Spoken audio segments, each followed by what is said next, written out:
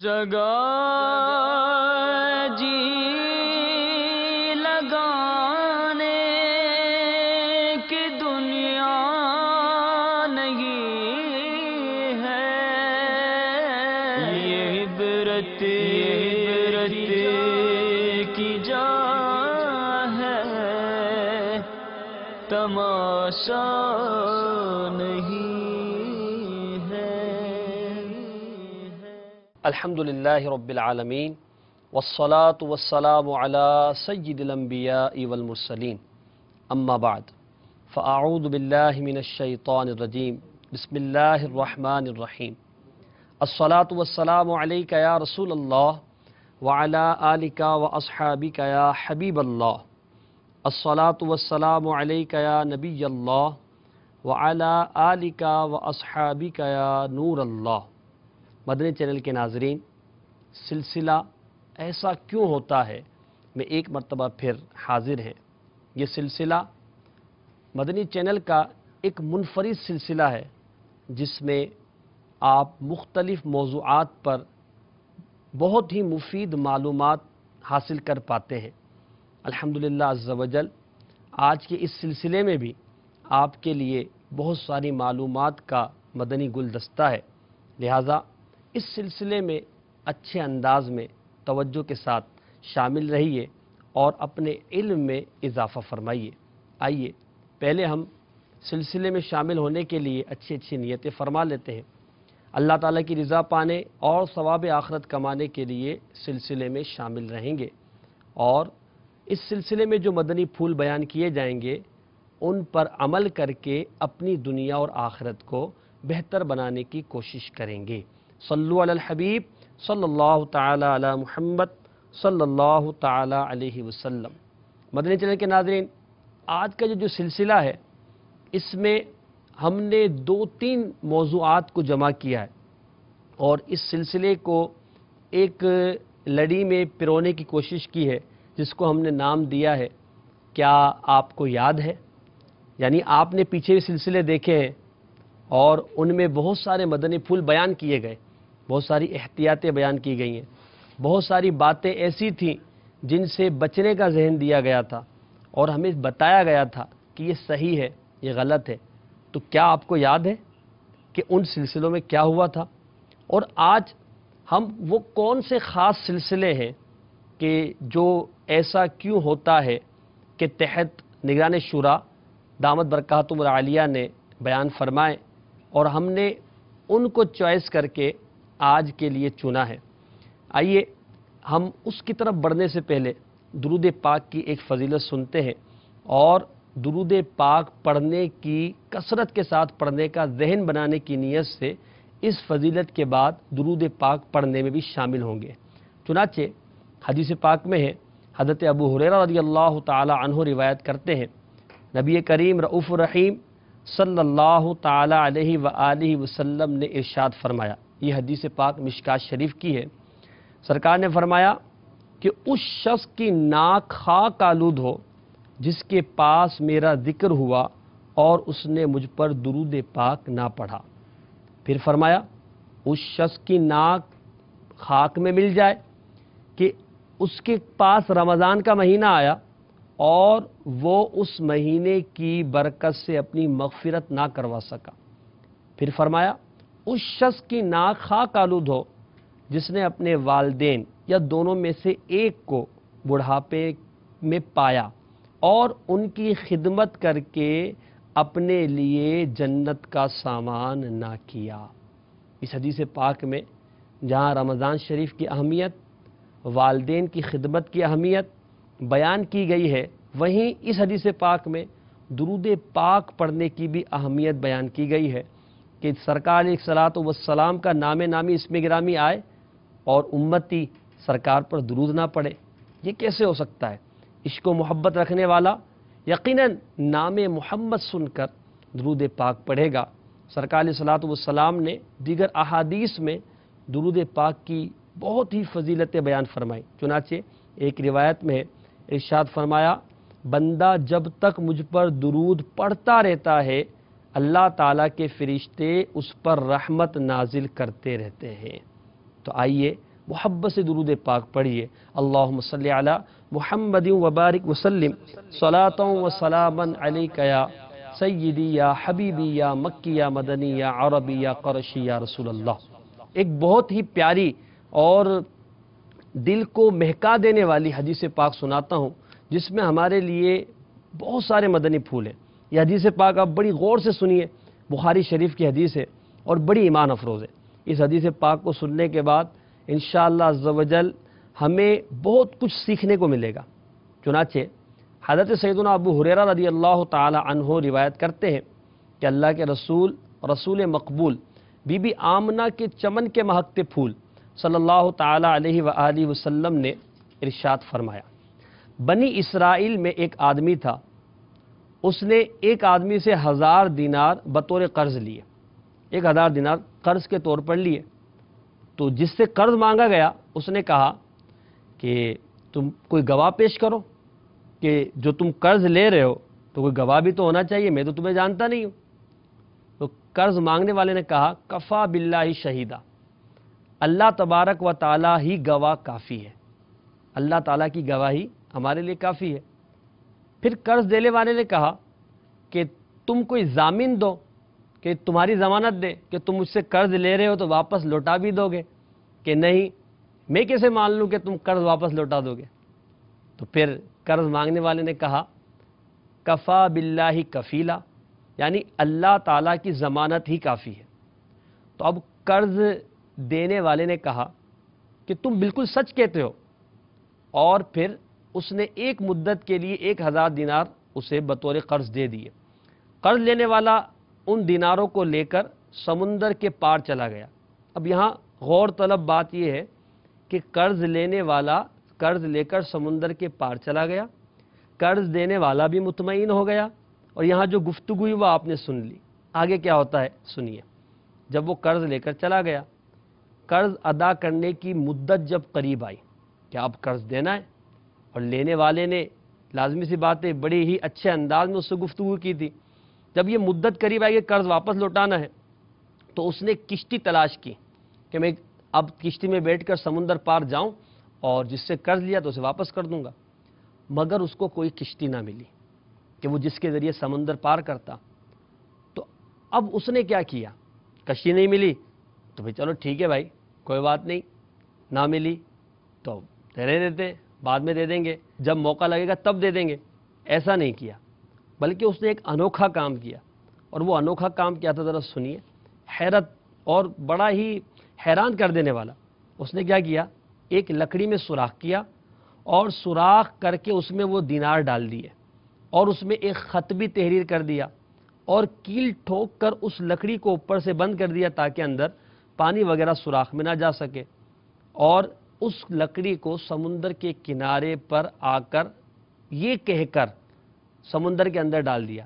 کیا کہا اس نے، یا اللہ تجھ کو معلوم ہے کہ فلاں آدمی سے میں نے 1000 دینار قرض لیے تھے، تو اور میں ایک تلاش میں آیا مگر مجھے جانے کا کوئی راستہ کوئی سبب نہ ملا، تو میں نے اس کو بطور گواہ یہ کہا تھا کفا باللہ شہیدہ کہ اللہ تعالیٰ ہی گواہ کافی ہے، اور بطور ضامن ہونے کے میں نے یہ کہا تھا کفا باللہ کفیلا کہ اللہ تبارک و تعالی ہی کی ضمانت کافی ہے۔ تو اللہ کی شہادت اور اللہ کی ضمانت پر وہ شخص راضی ہو گیا، اور اس نے مجھے 1000 دینار بطور قرض دے دیے۔ میں نے کوشش کی کہ مقررہ مدت میں اس تک وہ قرض پہنچا دوں، اے اللہ تو جانتا ہے، اب تو اس کا امین ہے تو اس رقم کو تو مالک کے پاس واپس پہنچا دے۔ یہ کہہ کر لکڑی سمندر میں ڈال دی، پھر وہ اپنے راستے ہو لیا، اپنے گھر آ گیا۔ ادھر کیا ہوا کہ قرض والے نے جب مدت پوری ہونے لگی تو یہ انتظار میں تھا کہ وہ آئے گا، بھائی بڑا اچھا آدمی تھا، بڑی اچھی باتیں کی تھی اس نے قرض لیتے وقت، تو وہ قرض لینے کے لیے اس مدت کے بعد آیا کہ شاید وہ کنارے پہ پھر مل جائے گا اور مجھے قرض واپس کر دے گا، مگر یہاں اسے کوئی نہ ملا، کوئی کشتی نظر نہ آئی۔ مگر جب وہ جانے لگا تو اس نے دیکھا کہ ایک لکڑی ہے جو کنارے پر پڑی ہے، اس نے اس لکڑی کو جلانے کے لیے لے لیا اور گھر لے آیا، مگر جب گھر آ کر اس لکڑی کو پھاڑا تو اس میں سے 1000 دینار مل گئے، اور خط بھی ملا، جس میں قرض لینے والے نے اس کو کوئی بات لکھی تھی۔ چنانچہ اس نے لکھا تھا کہ میں نے خدا کو امین بنا کر تمہارے لیے رقم خدا کے سپرد کر کے تمہارے پاس بھیج دی، اور میں یہ خط میں ساری صورتحال بھی تحریر کر رہا ہوں، تو لہذا تم میری اس امانت کو قبول کرو۔ قرض دینے والے نے جب یہ دیکھا تو اس نے کہا کہ مجھے وہ رقم مل گئی اور میرا قرض ادا ہو گیا۔ واقعہ یوں ہوا کہ چند دنوں بعد پھر ان کی ملاقات ہوئی اور اس نے اپنا واقعہ بیان کیا کہ مجھے اس طرح تمہارا قرض ملا۔ قرض دینے والے نے قرض لینے والے نے آپس میں گفتگو کی اور یوں ان کا احسن انداز میں معاملہ ہو گیا۔ مدنی چینل کے ناظرین، یہ جو حدیث پاک ہے یہ بنی اسرائیل کا ایک واقعہ نبی کریم صلی اللہ تعالی علیہ وسلم نے سنایا۔ اب اس میں بہت سارے مدنی پھول ہیں۔ سب سے اہم ترین بات جو اس میں بیان کی گئی وہ یہ ہے کہ قرض ادا کرنے کی اچھی نیت ہونا، کہ قرض لیا ہے نا تو قرض دینے کی بھی نیت ہونی چاہیے۔ ایسا نہیں کہ قرض لے لیا تو اب دینا نہیں ہے، اب ہم مالک ہو گئے، یہ ہمارا ہو گیا ہے، اب دینا کیسا، ٹھیک ہے دے دیا، دیکھیں گے جب آئے گا تب دے دیں گے، تو ایسا نہیں ہے۔ قرض لیا ہے تو دینا ہے، ہمارا نہیں ہے۔ اور جس کی اچھی نیت ہوتی ہے، بلکہ روایت کا مفہوم ہے کہ اگر قرض دار کی قرض دینے کی نیت ہوتی ہے اور وہ تنگ دست ہوتا ہے تو اللہ تبارک و تعالی اس کی اس معاملے میں مدد فرماتا ہے، اور جس کی قرض دبا لینے کی نیت ہوتی ہے تو پھر وہ تباہ و برباد ہوتا ہے۔ بعض اوقات دنیا میں دیکھا جاتا ہے، اور دنیا میں کچھ نہ بھی ہو تو آخرت کے معاملات تو یقیناً بڑے ہی سخت ہیں۔ آج ہمارے معاشرے میں بھی قرض لینے کا ایک بہت بڑا معاملہ ہے۔ لوگ قرض لیتے ہیں، اب وہ قرض چاہے چھوٹی رقم ہو چاہے بڑی رقم ہو، لینا تو ہے نا، قرض تو قرض ہے، چاہے وہ سامان کی صورت میں ہو چاہے پیسوں کی صورت میں ہو۔ 1000 2000 بھی قرض ہوتے ہیں، اور اس سے بڑھ کر رقم 50,000 لاکھ روپے، اور بعض لوگ تو بہت بڑی بڑی رقمیں قرض لیتے ہیں۔ قرض لینے والے یہ غور کریں کہ اگر ان کی قرض ادا کرنے کی طاقت ہے اور وہ جان بوجھ کر ڈیلے کر رہے ہیں، جان بوجھ کر ٹالم ٹول کر رہے ہیں، جان بوجھ کر قرض ادا نہیں کر رہے، تو وہ کہیں امانت میں خیانت کے مرتکب تو نہیں۔ پھر جو مدت مقرر کی تھی اور بات چیت طے کی تھی کہ میں 1 مہینے بعد دے دوں گا، 1 سال بعد دے دوں گا، تو 10 سال گزر گئے، کھا لیا پی لیا، ڈکار بھی نہیں لے رہے، ہضم بھی نہیں ہو رہا، تو قرض ادا کرنے کی نیت نہیں ہے کیا؟ ہمارے معاشرے میں ایسا کیوں ہوتا ہے کہ قرض لے لیتے ہیں، قرض لیتے وقت تو بڑی چکنی چپڑی باتیں کرتے ہیں، جیسا کہ ہم نے جو روایت میں سنا ہے، تو اس میں بھی اس نے جو باتیں کی وہ بڑی ہی دل کو دلاسا دینے والی تھی۔ کفا باللہ شہیدہ، اللہ تعالیٰ ہی گواہ کافی ہے، کفا باللہ کفیلا، اللہ تبارک و تعالیٰ ہی ضامن ہونے کے اعتبار سے کافی ہے۔ یہ بڑی دلاسا دینے والی باتیں تھی۔ اگر ہم اپنے دور پر غور کریں تو ہمارے دور میں بھی قرض لینے والا بڑی ہی رونی صورت بنا کر اور بہت ہی دلاسے دے کر اور بڑی ہی جو ہے میٹھے انداز میں گفتگو کر کے قرض تو لے لیتا ہے، اور ہاں میں لوٹا دوں گا، اتنے دن میں لوٹا دوں گا، اتنے دن میں لوٹا دوں گا، میری بات کا یقین کرو، اور جب قرض لوٹانے کی باری آتی ہے تو قرض واپس لوٹانے کا ذہن نہیں بنتا۔ آخر ایسا کیوں ہے؟ کہیں اس کی وجہ یہ تو نہیں کہ ہمارے دل میں لالچ ہے، کہیں ہم دھوکے کے عادی تو نہیں بن گئے، کہیں ہم مال کی محبت میں گرفتار تو نہیں ہو گئے؟ تو ہمیں اس حدیث پاک سے، بنی اسرائیل کے اس واقعے سے اپنے لیے مدنی پھول لینے چاہیے، اور قرض اگر ہم نے لیا ہے تو اس قرض کی ادائیگی میں جلدی کرنا چاہیے، ٹالم ٹول نہیں کرنی چاہیے۔ جہاں یہ پتہ چلا کہ قرض لینے والے کا یہ معاملہ ہونا چاہیے، تو قرض دینے والا بھی تو کتنا اچھا تھا کہ اس نے کتنا اعتبار کیا کہ ایک انجان شخص کو فقط اس کے اس کہنے پر کہ اللہ تعالیٰ گواہ کافی ہے، فقط اس کہنے پر کہ اللہ تعالیٰ ہمارا ضامن کافی ہے، اس نے قرض دے دیا، اور اس کی نیت اچھی تھی، اس نے کامل بھروسہ اللہ تعالیٰ پر کیا تھا، اور کامل بھروسہ کر کے نیک نیتی کے ساتھ اس مسلمان کی مدد کی تھی، تو اللہ تبارک و تعالیٰ نے کتنے اچھے انداز میں اس کے قرض کے لوٹنے کا سبب بنایا۔ بظاہر یہ بات سمجھ میں نہیں آتی، اور علماء نے یہ لکھا ہے کہ یہ جو واقعہ ہے نا یہ بنی اسرائیل کے ان دونوں نیک افراد کی کرامات میں سے بھی شمار کیا جا سکتا ہے، کیونکہ آپ سمجھ سکتے ہیں کہ لکڑی کے اندر دینار وغیرہ بھر کر اور پھر سمندر کے سپرد کر دینا، وہاں سے اس کا بھیجنا اور یہاں پر اسے بالکل صحیح انداز میں مل جانا، یہ اسے علماء نے کرامت کے زمرے میں بھی شامل کیا ہے۔ اگرچہ چلے ہم اسے کرامت سمجھ لیتے ہیں، مگر ہم اتنی زحمت تو کر سکتے ہیں نا کہ جو ہم نے وعدہ کیا ہے وہ وعدہ ہی پورا کر لیں۔ ہاں ہم تو لاکھوں روپے لے لیتے ہیں، لاکھوں روپے لے لیتے ہیں اور پھر اس شخص کو بجائے قرض دینے کے، اس کا احسان ماننے کے، اس کا شکریہ ادا کرنے کے اسے آنکھیں دکھاتے ہیں۔ ابے بھائی کیا ہے، کیوں پیسے مانگ رہے ہو؟ ہاں بھائی جب آ جائیں گے تب دے دوں گا، تمہیں کھا توڑی گیا ہوں، مجھ پر اعتبار نہیں ہے، مارکیٹ میں تو بیٹھا ہوں، کوئی چھوڑ کر تو نہیں چلا گیا، یہی تو دکان ہے میری، کیا ہو گیا ہے تمہیں، کیوں روز روز آ جاتے ہو؟ اس طرح کی گفتگو کر کے قرض دینے والے نے، جس نے احسان کیا ہے، اس کی دل آزاری کا سبب بھی بنتے ہیں۔ اور بعض اوقات تو دھوکہ دہی کا معاملہ بھی ہوتا ہے، اور وہ اس طرح کہ بڑے ہی چمکیلے کپڑے پہن کر، بڑی ہی ٹپ ٹاپ کے ساتھ کار میں آتے ہیں، اپنے کاروبار کی، جھوٹے کاروبار کی نمائش کروا کر قرض لیتے ہیں، کاروبار میں پیسے لوگوں کے جو ہے بطور قرض شامل کرتے ہیں، اور پھر وہ سارا جو ہے بوریا بسترا باندھ کر جب اچھی خاصی رقم جمع ہو جاتی ہے تو مارکیٹ سے غائب ہو جاتے ہیں۔ چلے دنیا میں کوئی نہیں دیکھ رہا، اللہ تبارک و تعالی تو حساب لینے کو کافی ہے نا، ہم اللہ تبارک و تعالی سے تو نہیں چھپ سکتے، کسی عام انسان کو تو دھوکہ دے دیں گے، اور ایسا ہم کیوں کر رہے ہیں؟ کیا یہ مال جو ہم نے لاکھ 2 لاکھ 10 لاکھ کروڑ 2 کروڑ نہیں چلیں ارب کما لیا ہے کسی سے دھوکہ دے کر، تو کیا یہ ہماری ساری زندگی کے لیے ہمیں راحت دے دے گا؟ چلے بھئی ٹھیک ہے، آپ کہیں گے ہاں دنیا میں راحت ہو گئی، کیا یہ قبر میں ساتھ جائے گا؟ کیا قبر میں ہمیں عذاب سے بچا سکے گا؟ کیا ہماری قبر میں وسعت کا سبب بنے گا؟ کیا ہمیں قبر میں کوئی اس کے وجہ سے تکالیف میں کمی آ جائے گی؟ کوئی ہمارے لیے راحت کا سامان ہو جائے گا؟ نہیں، ہرگز نہیں۔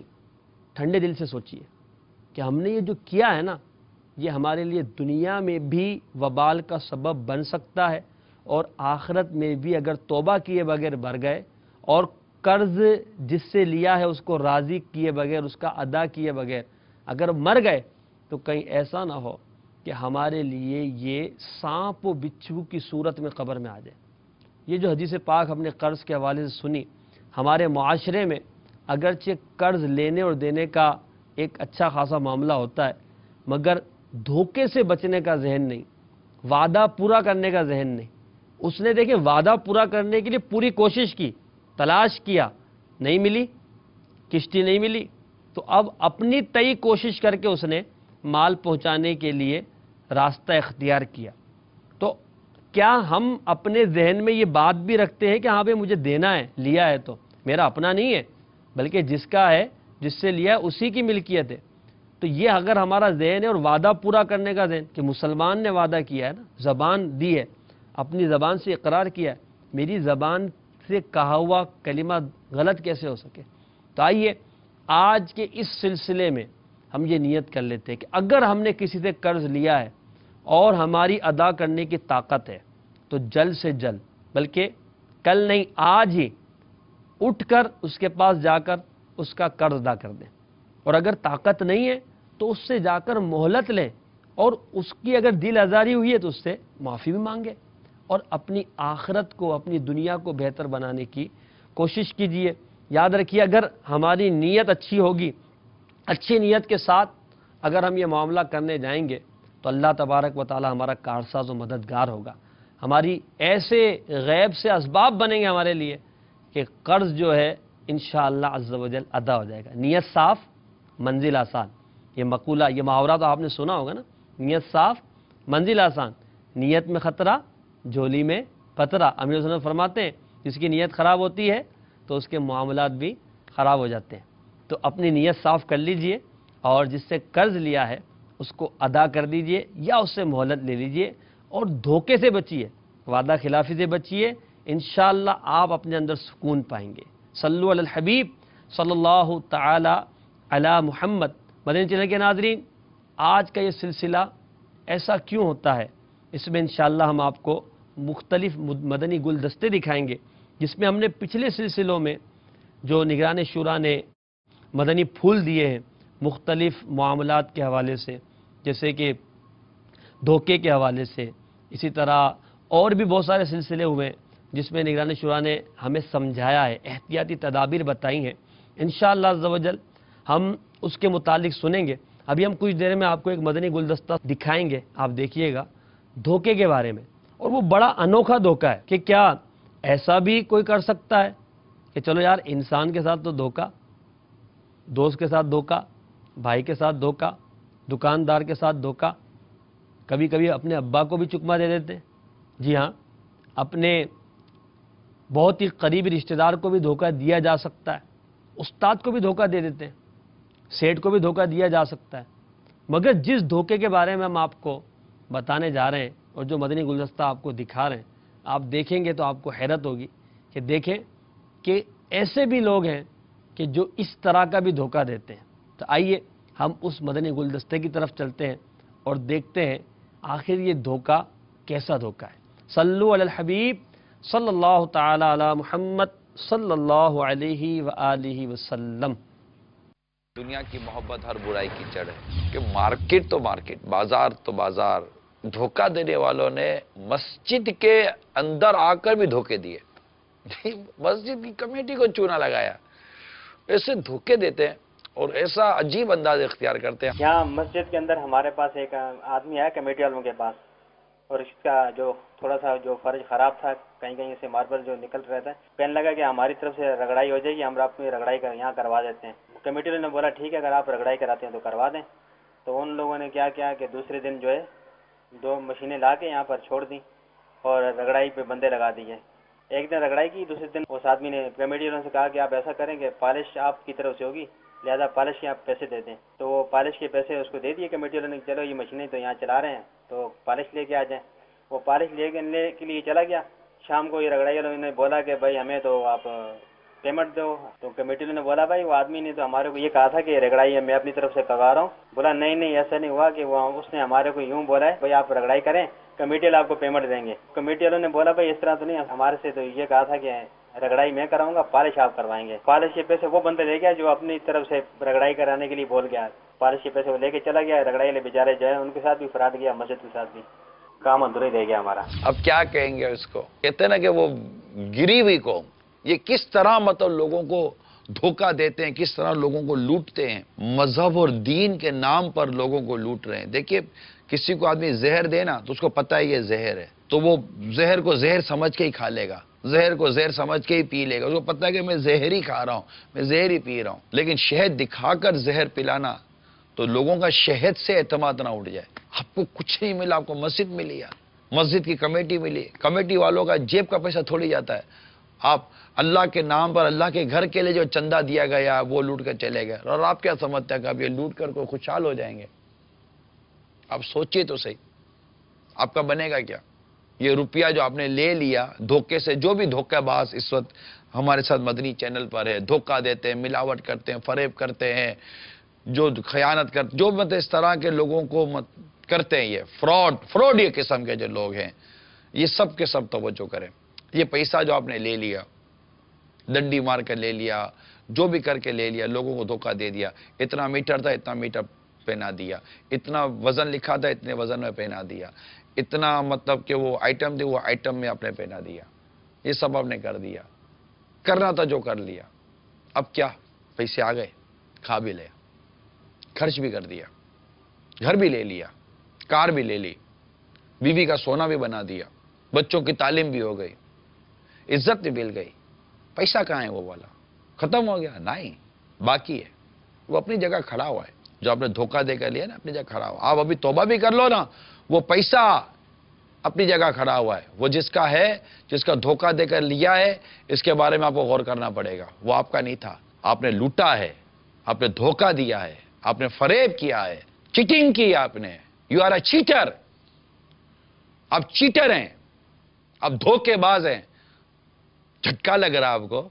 आपने कितने झटके दिए लोगों को? घरों पे जा जाकर जब उसे कपड़ा खोला तो कपड़ा खराब, अनाज खोला तो अनाज खराब, घी निकाला तो घी खराब, तेल निकाला तो तेल खराब, मसाला निकाले तो मसाले खराब, मशीन खोली तो मशीन खराब, ये खोला तो ये खराब, वो खोला तो वो खराब, स्टिकर आया तो नीचे कुछ और लिखा, ऊपर आपने स्टिकर लगा दिया, ये सब खराब। इतने झटके आपने लोगों को दिए। आज मैंने मदनी चैनल पर बैठकर आपको कहा, ओ धोखेबाज, और आपको झटका लग रहा है कि ये मेरे को तो नहीं बोला। क्यों? चोर की दाढ़ी में तिनका। कल कयामत के रोज अगर कहा गया ओ धोखेबाज, तो सबके सामने खड़ा कर दिया गया कि धोखेबाज को तो झंडा दिया जाएगा, झंडा लगाया जाएगा, धोखे का झंडा, और इससे लोग पहचानेंगे ये धोखेबाज है। अब आप गौर कीजिए, धोखा देने वालों क्या बनेगा आपका। यानी अगर आप गली कूचे में मशहूर हो जाए ना, महल्ले में मशहूर हो जाए, ये धोखेबाज है, महल्ले में रहना मुश्किल हो जाए, मार्केट में मशहूर हो जाए, धोखेबाज है, मार्केट में रहना मुश्किल हो जाए। वो कयामत की निशानी, फितनों के दौर की वो अलामत याद आ रही है जो आका सल्लल्लाहु अलैहि वसल्लम ने फरमाया कि वो लोग बातें करेंगे, वो नहीं फलां जगह फलां कबीले में ईमानदार आदमी, यानी ईमानदार आदमी ऐसा हो जाएगा कि कहीं कोई एक पता चलेगा, ईमानदार का चर्चा हो, यार वो ईमानदार आदमी, यानी ईमानदारी इतनी कम हो जाएगी। मदनी चैनल के नाजरीन, ये देखा आपने, ऐसा भी धोखा होता है। निगरानी शुरा ने फरमाया ना कि चलो यहाँ धोखा दिया, वहाँ धोखा दिया, यार मस्जिद को भी ना छोड़ा। यानी दीन के नाम पर भी धोखा आजकल लोग दे रहे हैं। तो जो ऐसे हैं, देखिए सारे ऐसे नहीं है ना, इसका ये मकसद भी नहीं है कि माज़ अल्लाह अज़्ज़ व जल जो मस्जिदों की खिदमतें कर रहे हैं या जो दीनी इदारों को चला रहे हैं, इनमें ऐसे लोग सारे ही ऐसे होते हैं, सारे ऐसे नहीं होते। बाज़ ऐसे ख़राब लोग, धोखा देने वाले शामिल हो जाते हैं जो इनको भी बदनाम करते हैं और इस तरह लोगों के दिल आज़ारियों का सबब बनते हैं। उन लोगों की हमें पहचान पैदा करनी चाहिए। इसमें एक मदनी फूल ये भी है कि हमें हर एक पर एतमाद नहीं करना चाहिए कि जो आया उस पर एतमाद कर लिया, जो आया उसको उसकी बात में हमने उसे कबूल कर लिया कि हाँ भाई ठीक है, ये सही कह रहा है यार, हाँ ये बड़े अच्छे कपड़े पहनकर आया था, हाँ यार इसकी दुकान भी है, हाँ इसके पास माल भी बहुत सारा है, हाँ यार लग तो ज़ाहिरी तौर पे अच्छा रहा है, तो हमने एतबार कर लिया उस पर। एतबार करके हमने सारा उसके हवाले कर दिया। क्या शरई रहनुमाई ली थी कि क्या मस्जिद के मुतवल्ली को इस तरह मस्जिद की रकम या वक्फ की रकम किसी के हवाले कर देना और कोई एतबार भी ना हो, कोई ज़ामिन भी ना हो, क्या एक शरई रहनुमाई ली थी? मैं आपको इस सोचने के लिए मदनी फूल दे रहा हूँ कि सोचें, इस पर भी सोचें। ये खाली यही नहीं बल्कि हर मामले में एतबार किसी पर करने के लिए थोड़ा सा सोचें, पहचान पैदा करें।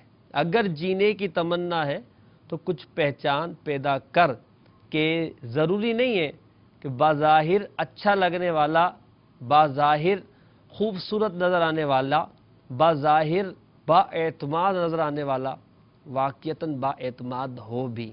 उसके लिए हमें पहचान करना पड़ेगी और ये मदनी माहौल में आने जाने, दीन के माहौल से वाबस्ता रहने और कुरान और सुन्नत पर अमल करने की बरकत से इंशाअल्लाह अज़्ज़ व जल ये पहचान भी हमें आ ही जाएगी। शरई मामलात में भी हमें इंशाअल्लाह अज़्ज़ व जल फ़ायदा होगा। मगर है बड़ी हैरत वाली बात कि यार मस्जिद को भी ना छोड़ा। हम कहते हैं ना कि वो किसी के अगर चप्पल चोरी हो जाए, ये तो बड़ा अजीब व गरीब मामला है। चप्पल चले जाते हैं, मस्जिदों से मोबाइल चले जाते हैं लोगों के, नमाज़ पढ़ रहे होते हैं तो वो सजदे में गए, ऊपर वाली जेब में मोबाइल होता है, सजदे में गया। एक इस्लामी का मुझे वाक़या याद है, वो कहते हैं मैं जुम्मे की नमाज़ पढ़ने गया, आखिरी सफ़ में था, तो जब सजदे में गया तो मेरा मोबाइल नीचे गिर गया। सजदे में गया जब तक था, वापस उठा तब भी था, और पहली दूसरी रकअत पढ़ी तब तक भी था। मैंने जेब में नहीं रखा, उसको हिलाया जुलाया भी नहीं। जब दूसरी रकअत के सजदे में गया और जब मैंने देखा तो मेरा मोबाइल गायब था। कौन ले गया? कोई जिन्नात ले गए थे? नहीं, नीचे से हाथ डाल के कोई पीछे से हाथ साफ करके चला गया। यानी मस्जिदों में भी ये मामलात हैं और लोग इस तरह परेशान करते हैं, नहीं सोचते कि हम क्या कर रहे हैं। दीन से दूरी है, मदनी माहौल से दूरी है। लिहाजा अपना जहन भी अच्छा करें और अपने गिरदो पेश के माहौल को भी अच्छा बनाने की कोशिश करें।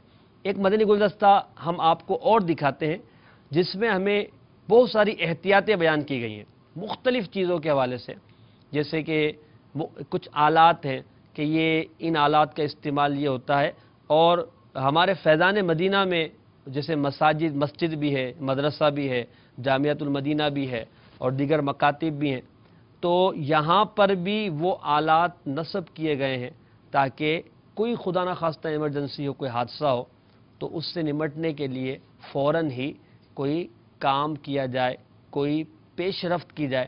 تو آئیے میں اس اعتبار سے بھی آپ کو ایک مدنی گلدستہ آپ کو دکھانے کی کوشش کرتے ہیں۔ آپ دیکھیے کہ یہ سامان جو ہم آپ کو دکھا رہے ہیں ان کی کتنی افادیت ہے اور کتنی ضرورت ہے، اور اس کا استعمال کرنا یا استعمال آنا ہمارے لیے کتنا فائدہ مند ہے۔ آئیے مدنی گلدستہ دیکھیے۔ صلو علی الحبیب صلی اللہ تعالی علی محمد صلی اللہ علیہ وسلم۔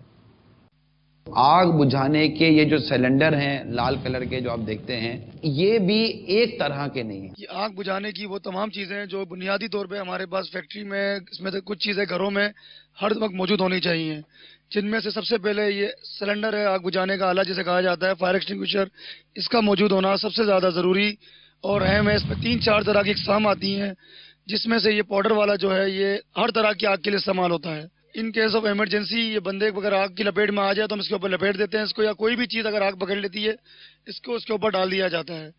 فیضان مدینہ نے ایک بہت اچھا قدم کیا ہے کہ انہوں نے ان سب چیزوں کا استعمال کیا ہے۔ تیرا شکر مولا دیا مدنی ماحول، عطائے حبیب خدا مدنی ماحول، عطائے حبیب خدا مدنی ماحول،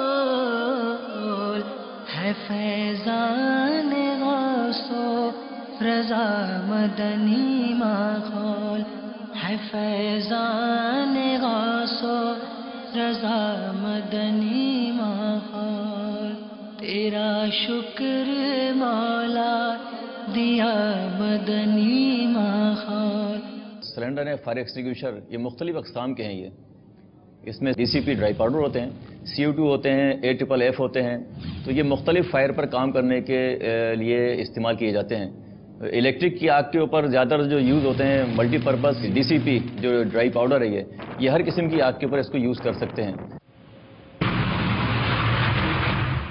اس طرح CO2 بھی ہم جو یوز کرتے ہیں الیکٹرانک آلات کے اوپر، کمپیوٹر، ٹی وی وغیرہ اس طرح کی جو چیزیں ہیں اس پر ہم CO2 یوز کرتے ہیں فائر پر، تو اس کی وجہ سے یہ ہوتا ہے کہ اس کے استعمال کرنے سے آگ بجھ جاتی ہے، لیکن اس سے اس کے نقصانات نہیں ہوتے۔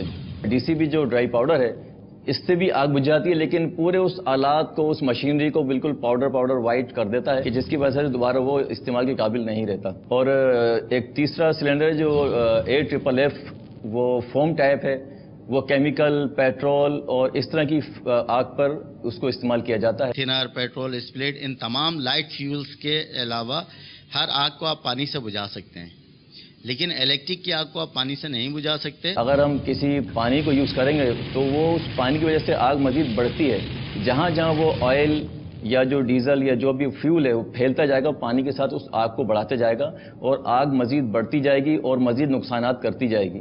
تو لہذا اس کیمیکل اور ڈیزل وغیرہ کی آگ پر ہم AFFF فوم ٹائپ یوز کرتے ہیں، کہ جس کی وجہ سے وہ اس لیکوڈ سے ہلکا ہوتا ہے اور اس کے اوپر اپنی ایک لیئر بناتا چلا جاتا ہے۔ اس لیئر کی وجہ سے وہ آگ کی آکسیجن اور آگ کو بالکل کٹ کر دیتا ہے، جیسے ہی آکسیجن کٹ ہوتی ہے اور وہ آگ وہیں پر فوری طور پر بجھا دی جاتی ہے۔ مطلب وہ کورڈ کرتا ہے، کوٹڈ کر دیتا ہے، اس کو یوں کہیں گے آپ، ہے نا؟ جی، اس کو کوٹڈ کر دیتا ہے کہ وہ کوٹ ہو جاتا ہے اور اس کو آکسیجن پرووائڈ نہ ہو، جی، اس کو آکسیجن سے اس کو روکا جائے تاکہ یہ مزید پھیلنے سے بچے۔ بعض لوگوں کو یہ ہوتا ہے کہ ان کو پتہ نہیں ہوتا، یہ سلنڈر پڑے ہوتے ہیں، حادثات کی جگہ پر آگ لگی ہوئی ہے اور کسی کو پتہ ہی نہیں ہے کہ یہ چلتا کس طرح ہے، تو اس کا استعمال بالکل ہی نہایت آسان ہے۔ آپ یہ لاک پن ہوتی ہے، اس میں سمپل ایک آپ نے اس کو کھینچنا ہے تاکہ یہ حادثے سے پہلے کوئی دبا نہ دے، بس آپ نے سمپل پن کھینچی اور دبا دیا اور بس اس میں سے پاؤڈر نکلے گا اور آگ بجھانے کا کام کرے گا وہ. خدا نخواستہ کہیں آگ لگ گئی تو آپ اس میں فائر بلینکٹ ڈال سکتے ہیں.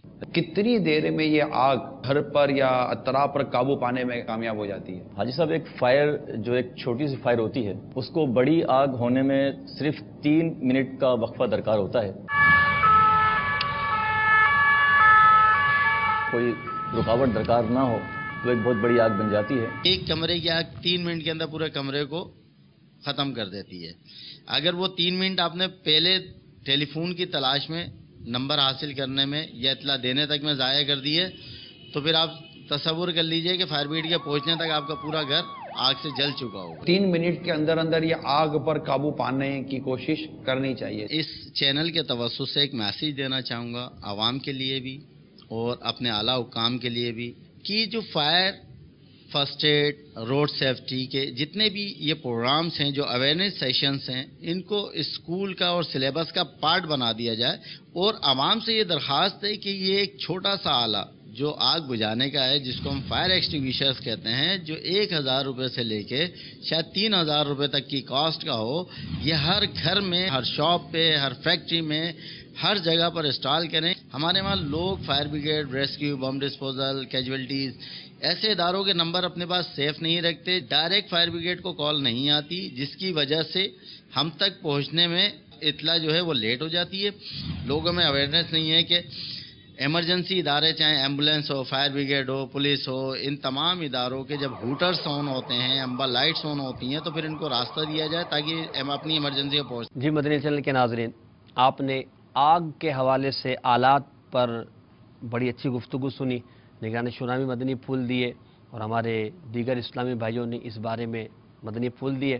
آپ نے فیضان مدینہ کے کچھ مناظر بھی دیکھے کہ جہاں پر آگ سے بچنے کے حوالے سے آلات کو نصب کیا گیا ہے اور اس کی معلومات بھی ساتھ میں آویزہ کی گئی ہے. ہمیں اس معلومات کو بھی پڑھنا چاہیے کہ وہ معلومات کیا ہے، کس طرح اس کو چلانا ہے، اور جب آگ لگ جائے تو اس وقت کیا کرنا چاہیے. جیسا کہ ابھی ایک اسلامی بھائی جو یہ تاثرات دے رہے تھے فرما رہے تھے کہ اس کو سلیبس کا حصہ بنا دیں. چلے، مدنی چینل نے ماشاءاللہ ہماری رہنمائی کی اور ہمیں اس حوالے سے بتایا کہ ایسے موقعوں پر جب حادثہ ہوتا ہے تو فوری طور پر کیا اقدامات کرنے چاہیے. جیسا کہ امیر اہل سنت دامت برکاتہم العالیہ چونکہ محسن ہے ہمارے، ہر معاملے میں رہنمائی فرماتے ہیں. تو بھگدڑ جب مچ جائے یا کوئی بہت بڑا حادثہ ہو جائے، لوگ بھاگ رہے ہوں، تو اس وقت آپ نے ایک احتیاط بتائی کہ جب ایسا کوئی سلسلہ ہو کہ لوگ ادھر ادھر بھاگ رہے ہوں، کہ بڑی بھگدڑ مچ گئی، کوئی ادھر جا رہا ہے، کوئی ادھر جا رہا ہے، تو بجائے آپ بھاگنے کے کسی شے کا سہارا لے کر اس سے چمٹ جائیں.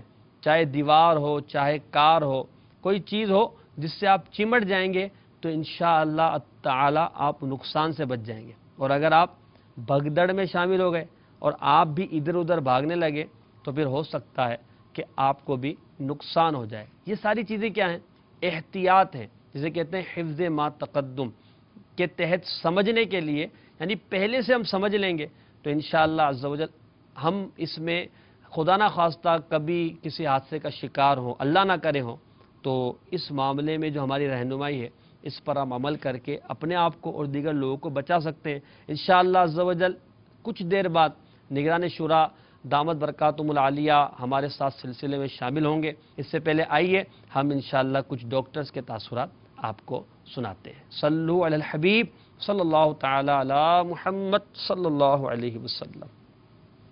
کس طرح آگ لگتی ہے، کچن میں چولہے کے ساتھ جو عورتیں کام کرتی ہیں وہ کیسے آگ سے جھلس جاتی ہیں، اور اس کے علاوہ آگ اگر لگ جائے، اگر کوئی شخص جھلس جائے تو امیڈیٹلی اس کے ساتھ کیا فرسٹ ایڈ کرنی چاہیے، کیا فوراً اس کے لیے طبی سہولیات مہیا کرنی چاہیے. بڑی توجہ کے ساتھ سنیے. میں امید کرتا ہوں کہ اگر ڈاکٹر صاحب کی ان باتوں کو آپ نے نوٹ کر لیا اور ہم سب نے اس کو محفوظ کر لیا اور ان کی بتائی گئی احتیاطوں پر اگر عمل کرنے کی کوشش کی تو ہم اپنی فیکٹری کو، اپنے بچوں کو، خود کو، اپنے گھر کو، اپنے گھر کے لوگوں کو آگ کے جلنے سے کسی حد تک بچانے میں کامیاب ہو سکتے ہیں.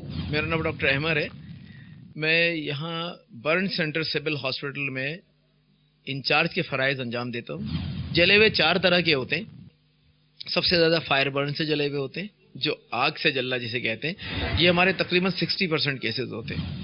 اور جو بقیہ کیسز ہوتے ہیں وہ الیکٹریکل برن، بجلی سے جلے ہوئے، کیمیکل برن، مختلف کیمیکل ہوتے ہیں جو گھروں میں بھی استعمال ہوتے ہیں، ایگریکلچر میں استعمال ہوتے ہیں، فصلوں میں استعمال ہوتے ہیں، کیڑے مکوڑے مارنے کے لیے ان سے جلے ہوئے ہوتے ہیں، اور آخر میں گرم پانی سے جلے ہوئے. ہمارے ہاں زیادہ تر جلے ہوئے کیسز آگ سے آتے ہیں، اور آگ سے جو جلتے ہیں وہ غفلت، لاپرواہی اور اویئرنیس نہ ہونے کی وجہ سے.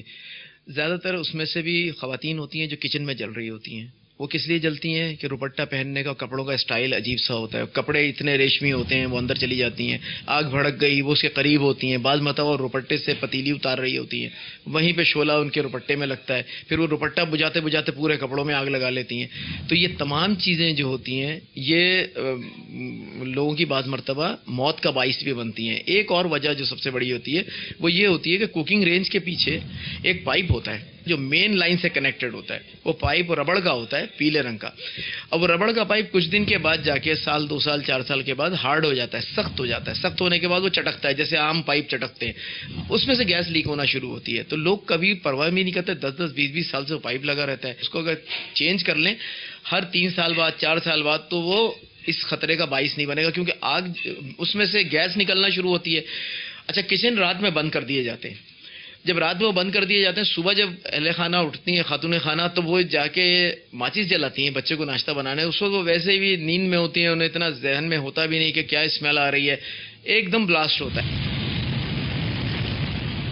اچھا، جب وہ بلاسٹ ہوتا ہے وہ اتنا شدید ہوتا ہے کہ بعد میں جا کے کوئی اس بات کا سروے کر کے اندازہ نہیں لگا سکتا کہ ایک نوب کھلی رہ گئی تھی چولہے کی یا وہ پائپ کے اندر کوئی پرابلم تھا. میں نے بتلایا نا، تھوڑی سی غفلت، لاپرواہی اور اویئرنیس کی کمی کی وجہ سے یہ سارے حادثات ہوتے ہیں. ایک اور غلطی یہ کرتے ہیں لوگ کہ چولہا پہلے کھول دیتے ہیں، اس کے بعد ماچس جلانا شروع کرتے ہیں. یہ کیسز بھی ہمارے پاس ہے. اب گیس نکل رہی ہے، چولہا تو ابھی سٹارٹ نہیں ہوا، اگنٹ نہیں ہوا، وہ مشعلہ نہیں بنا اس میں، اور گیس نکلنا شروع ہوئی. اور گیس آپ کے قریب آ رہی ہے، آپ کو اندازہ نہیں ہے. وہ جب آپ لگاتے ہیں تو گیس تقریباً اس تک پہنچ چکی ہوتی ہے جو شخص اس چولہے کے قریب کھڑا ہوا ہوتا ہے. تو ایک دم سے دھماکہ ہوتا ہے، اس دھماکے کی وجہ سے کپڑوں میں بھی آگ لگ سکتی ہے، چہرہ بھی جھلس سکتا ہے اگر قریب چہرہ لے کر چلے جائیں. چھوٹا سا حادثہ بعض مرتبہ پوری فیملی کا سکون برباد کرتا ہے. ایک تو لوگوں کو اندازہ نہیں ہوتا فرسٹ ایڈ کیا دینی ہے، بجھانا کس طرح ہے. وہ آگے ایک دم ان کے قریب آ جاتے ہیں، اپنے ہاتھ لگا دیتے ہیں، اپنے آپ کو بھی ملوث کرتے ہیں. کئی دفعہ ایسا ہوا کہ شوہر بھی مر گئے اس میں، بیوی کی بھی زندگی ختم ہوئی، چھوٹا بچہ تھا وہ آ کے ان کو لپٹ گیا گھبراہٹ میں، وہ بچہ بھی گیا. تو اس طرح ایک فیملی کے 3-3، 4-4 افراد جو ہے اس میں ملوث ہوتے ہیں اور ان کی موت واقع ہوتی ہے. ایک آگ لگنے کا اور میں آپ کو بتلاؤں کہ کیا طریقہ کار ہے کہ پانی کا جو ٹینک ہوتا ہے یہ اگر 4-6 دن بند ہے تو اس میں گیس ایکومولیٹ ہو جاتی ہے، جو زمین سے نکل رہی ہوتی ہے وہ گیس ٹینک میں بھر جاتی ہے. وہ گیس جو ہوتی ہے وہ ہائیلی انفلیمیبل ہوتی ہے، مطلب فوراً شعلہ پکڑتی ہے. لوگ یہ کرتے ہیں کہ اکثر کچھ دن گھر سے باہر ہیں، واپس آئے،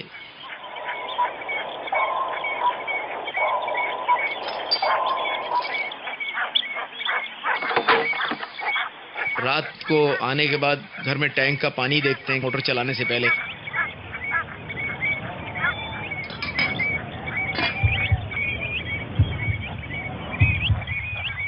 اور ٹینک کا پانی دیکھنے کے لیے وہ ماچس یوز کرتے ہیں عموماً. وہ جیسے ہی ماچس جلا کے ٹینک کے قریب لے کے جاتے ہیں وہاں ایک زبردست قسم کا دھماکہ ہوتا ہے. وہ لوگ سمجھ بھی نہیں پاتے ہیں کہ یہ دھماکہ ہوا کس وجہ سے. جب بھی کوئی ٹینک بند ہوگا، چاہے وہ پانی کا ہو، سمپل واٹر کا ہو یا سیوریج کا، سیوریج میں تو بہت زیادہ گیسز بھری آتی ہیں بہت جلدی، واٹر میں تھوڑا سا ٹائم لگتا ہے، لیکن یہ گیسز اس کے اندر اسٹاک ہو جاتی ہیں اور نہیں پتہ کہ کون کون سی گیسز اس کے اندر جمع ہو گئی ہیں. ٹینک ہوتا ہے، اس کے اوپر جو ڈھکن ہوتا ہے لوہے کے، عموماً جب ہم ڈھکن کو اٹھاتے ہیں تو اس سے بھی ایک رگڑ پیدا ہوتی ہے جسے چنگاری اسپارک ہونے کا چانس ہوتا ہے. اس اسپارک سے بھی آگ لگنے کا چانسز ہوتا ہے. تو ان چیزوں کو تھوڑا سا فوکس کریں. ہمارے ہاں آ کر بھی وہ یہی کہتے ہیں کہ ڈاکٹر صاحب ہماری سمجھ میں نہیں آیا دھماکہ کس چیز سے ہوا ہے. تو کس طرح پانی کا لیول دیکھیں، ایک ٹارچ رکھیے، ٹارچ سے پانی کا لیول دیکھیے، کبھی ماچس اس کے قریب نہ جلائیں. آج کل جنریٹر بہت عام ہے، لوگ یہ کرتے ہیں جنریٹر میں فیول چلتے جنریٹر میں بھر رہے ہوتے ہیں. یہ سب سے خطرناک کام ہے کیونکہ پیٹرول، اچھا بعض مرتبہ یہ ہوتا ہے کہ جنریٹر میں، چلتے جنریٹر میں پیٹرول ڈالتے ہیں، یہ تو غلطی ہے، اس میں بھی آگ لگ سکتی ہے اس لیے کہ چلتے جنریٹر میں کہیں نہ کہیں سے چنگاریاں نکل رہی ہوتی ہیں. ایک اور طریقہ ہے جنریٹر میں جو لوگ اکثر جس کی وجہ سے جھلس کر آتے ہیں کہ اندھیرا ہوتا ہے، ہاتھ میں موم بتی پکڑے ہوئے ہوتے ہیں. ایک ہاتھ میں موم بتی ہے، ایک ہاتھ میں وہ کنٹینر ہے جس کے اندر پیٹرول ہے، وہ پیٹرول ڈال رہے ہوتے ہیں اور موم بتی اتنا قریب ہوتی ہے کہ جب وہ ڈالنے لگتے ہیں تو وہاں سے گیس نکلتی ہے پیٹرول کی، اور اس موم بتی سے وہ آگ کیچ کرتی ہے، بس وہیں سے آگ لگی ہے۔ جی مدنی چینل کے ناظرین، آپ نے دیکھا کہ ڈاکٹر صاحب نے کتنی پیاری ہمیں ہدایت عطا فرمائی اور ہمیں احتیاطیں دی کہ ٹینک کھولیں تو یہ احتیاط کرنی ہے، اگر جنریٹر چلا رہے ہیں تو یہ احتیاط کرنی ہے۔ آج کل تو ویسے بھی گرمی کا موسم آ گیا ہے اور جنریٹر کا استعمال کثرت سے ہوگا، تو لہٰذا جب آپ جنریٹر چلانے جائیں تو برائے کرم ہمارے ان مدنی پھولوں کو بھی یاد رکھیے گا، جنریٹر کے قریب ماچس نہیں جلائیے گا، جنریٹر چلتے چلتے آپ اس میں پیٹرول وغیرہ نہ ڈالیے گا، کہیں ایسا نہ ہو کہ کوئی بہت بڑا حادثہ ہو جائے، اور کہیں ایسا نہ ہو کہ آپ بولیں کیا ہوتا ہے، تھوڑی سی تو چیز ہے، خالی پیٹرول ہی تو ڈال رہا ہوں، کہیں ایسا نہ ہو کہ آپ کا اس کو تھوڑا سا چھوٹا سا سمجھ لینا آپ کے گھر والوں کے لیے بہت بڑے صدمے کا سبب بن جائے، بہت بڑے صدمے کا۔ جی ہاں، ہم یہی سمجھتے ہیں یار معمولی سی تو ہے، چھوٹی سی تو ہے، ماچس بھی تو اتنی سی ہوتی ہے۔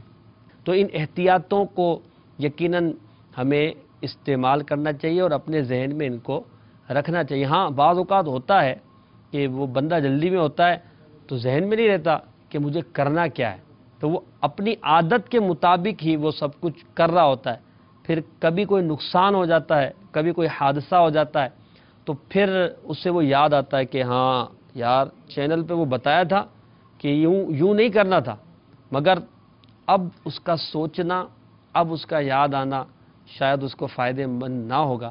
ہاں آئندہ شاید وہ اپنے گھر والوں کو وصیت کرے کہ بھائی میں نے سنا تھا، اس کے باوجود احتیاط نہیں کی تھی، آپ احتیاط کیجیے گا۔ اسی طرح انہوں نے جیسے کہا کہ اگر کسی کو آگ لگ گئی یا کوئی کسی حادثے کا شکار ہو گیا تو اب اس کو بچانے کے لیے اس سے لپٹ نہیں جانا چاہیے، اس کے قریب جا کر اس پر ہاتھ ماریں گے تو آپ اسے شاید بچانے کے چکر میں خود ہی اس کی لپیٹ میں آ جائیں گے۔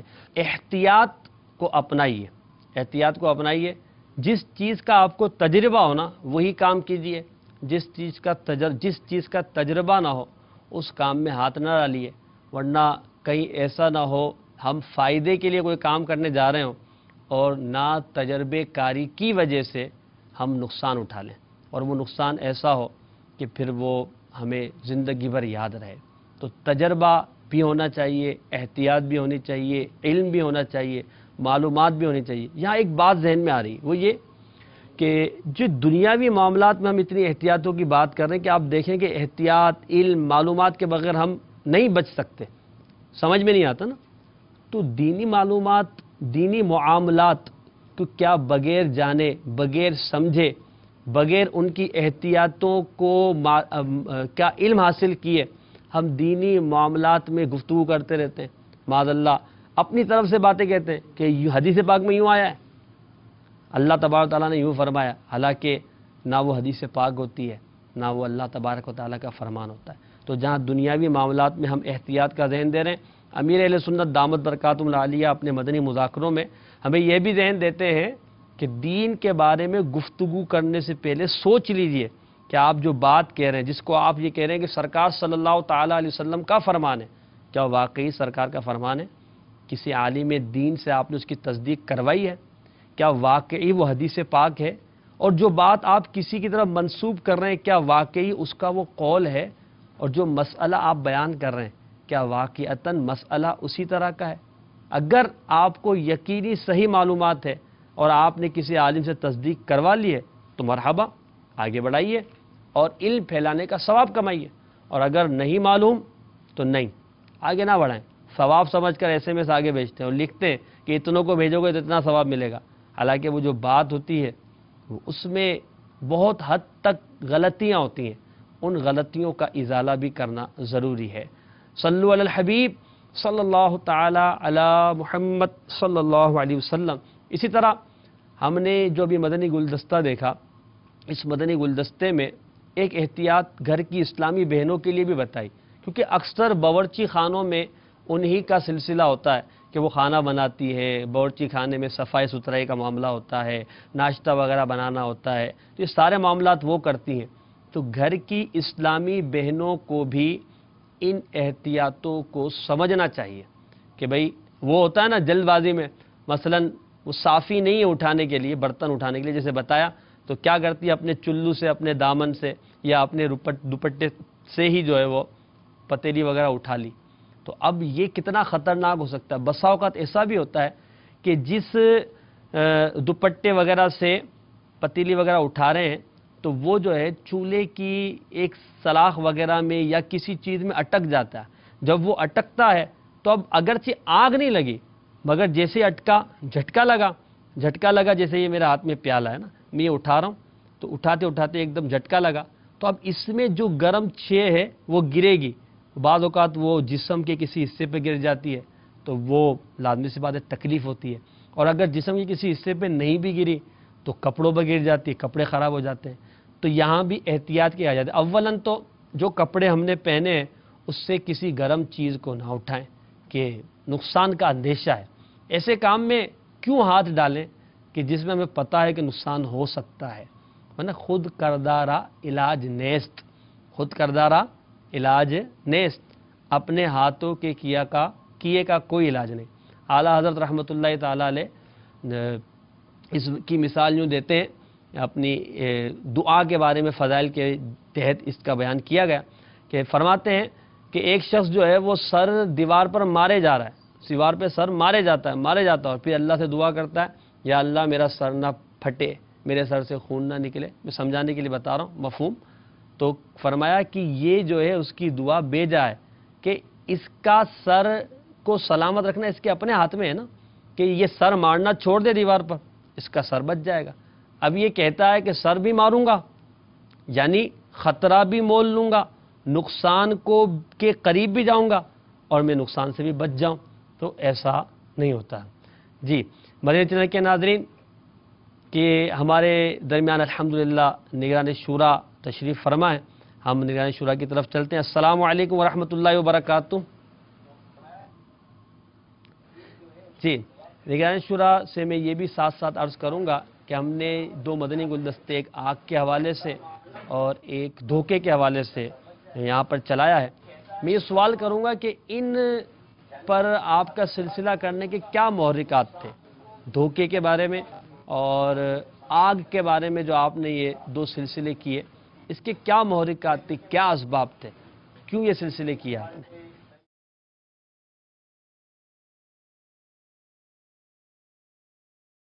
وعلیکم السلام ورحمۃ اللہ وبرکاتہ. الحمدللہ عز و جل. ابھی مدنی چینل کا یہ جو سلسلہ ہے ایسا کیوں ہوتا ہے، اس کی بنیادی سمجھیے کہ یاد دہانی تھی جو آپ یہ جو آج اپنے سلسلے کا رکھا ہے. اور اس میں یہ ہے کہ ہم اس سلسلوں کے ذریعے ہم آپ کو بتاتے رہے ہیں کہ ایسا نہیں کرنا چاہیے تھا ورنہ ایسا ہو جائے گا، ایسا نہیں کرنا چاہیے تھا کہ ورنہ ایسا ہو جائے گا. تو یہ اس کی بنیاد تھی ہمارے یہ سلسلے کی. ہمیں یاد ہے کہ میں بیرون ملک تھا تو ہمارے ملک میں ایک سنیما گھر میں دھماکہ ہوا تھا اور اس پر سلسلہ کیا تھا ہم نے.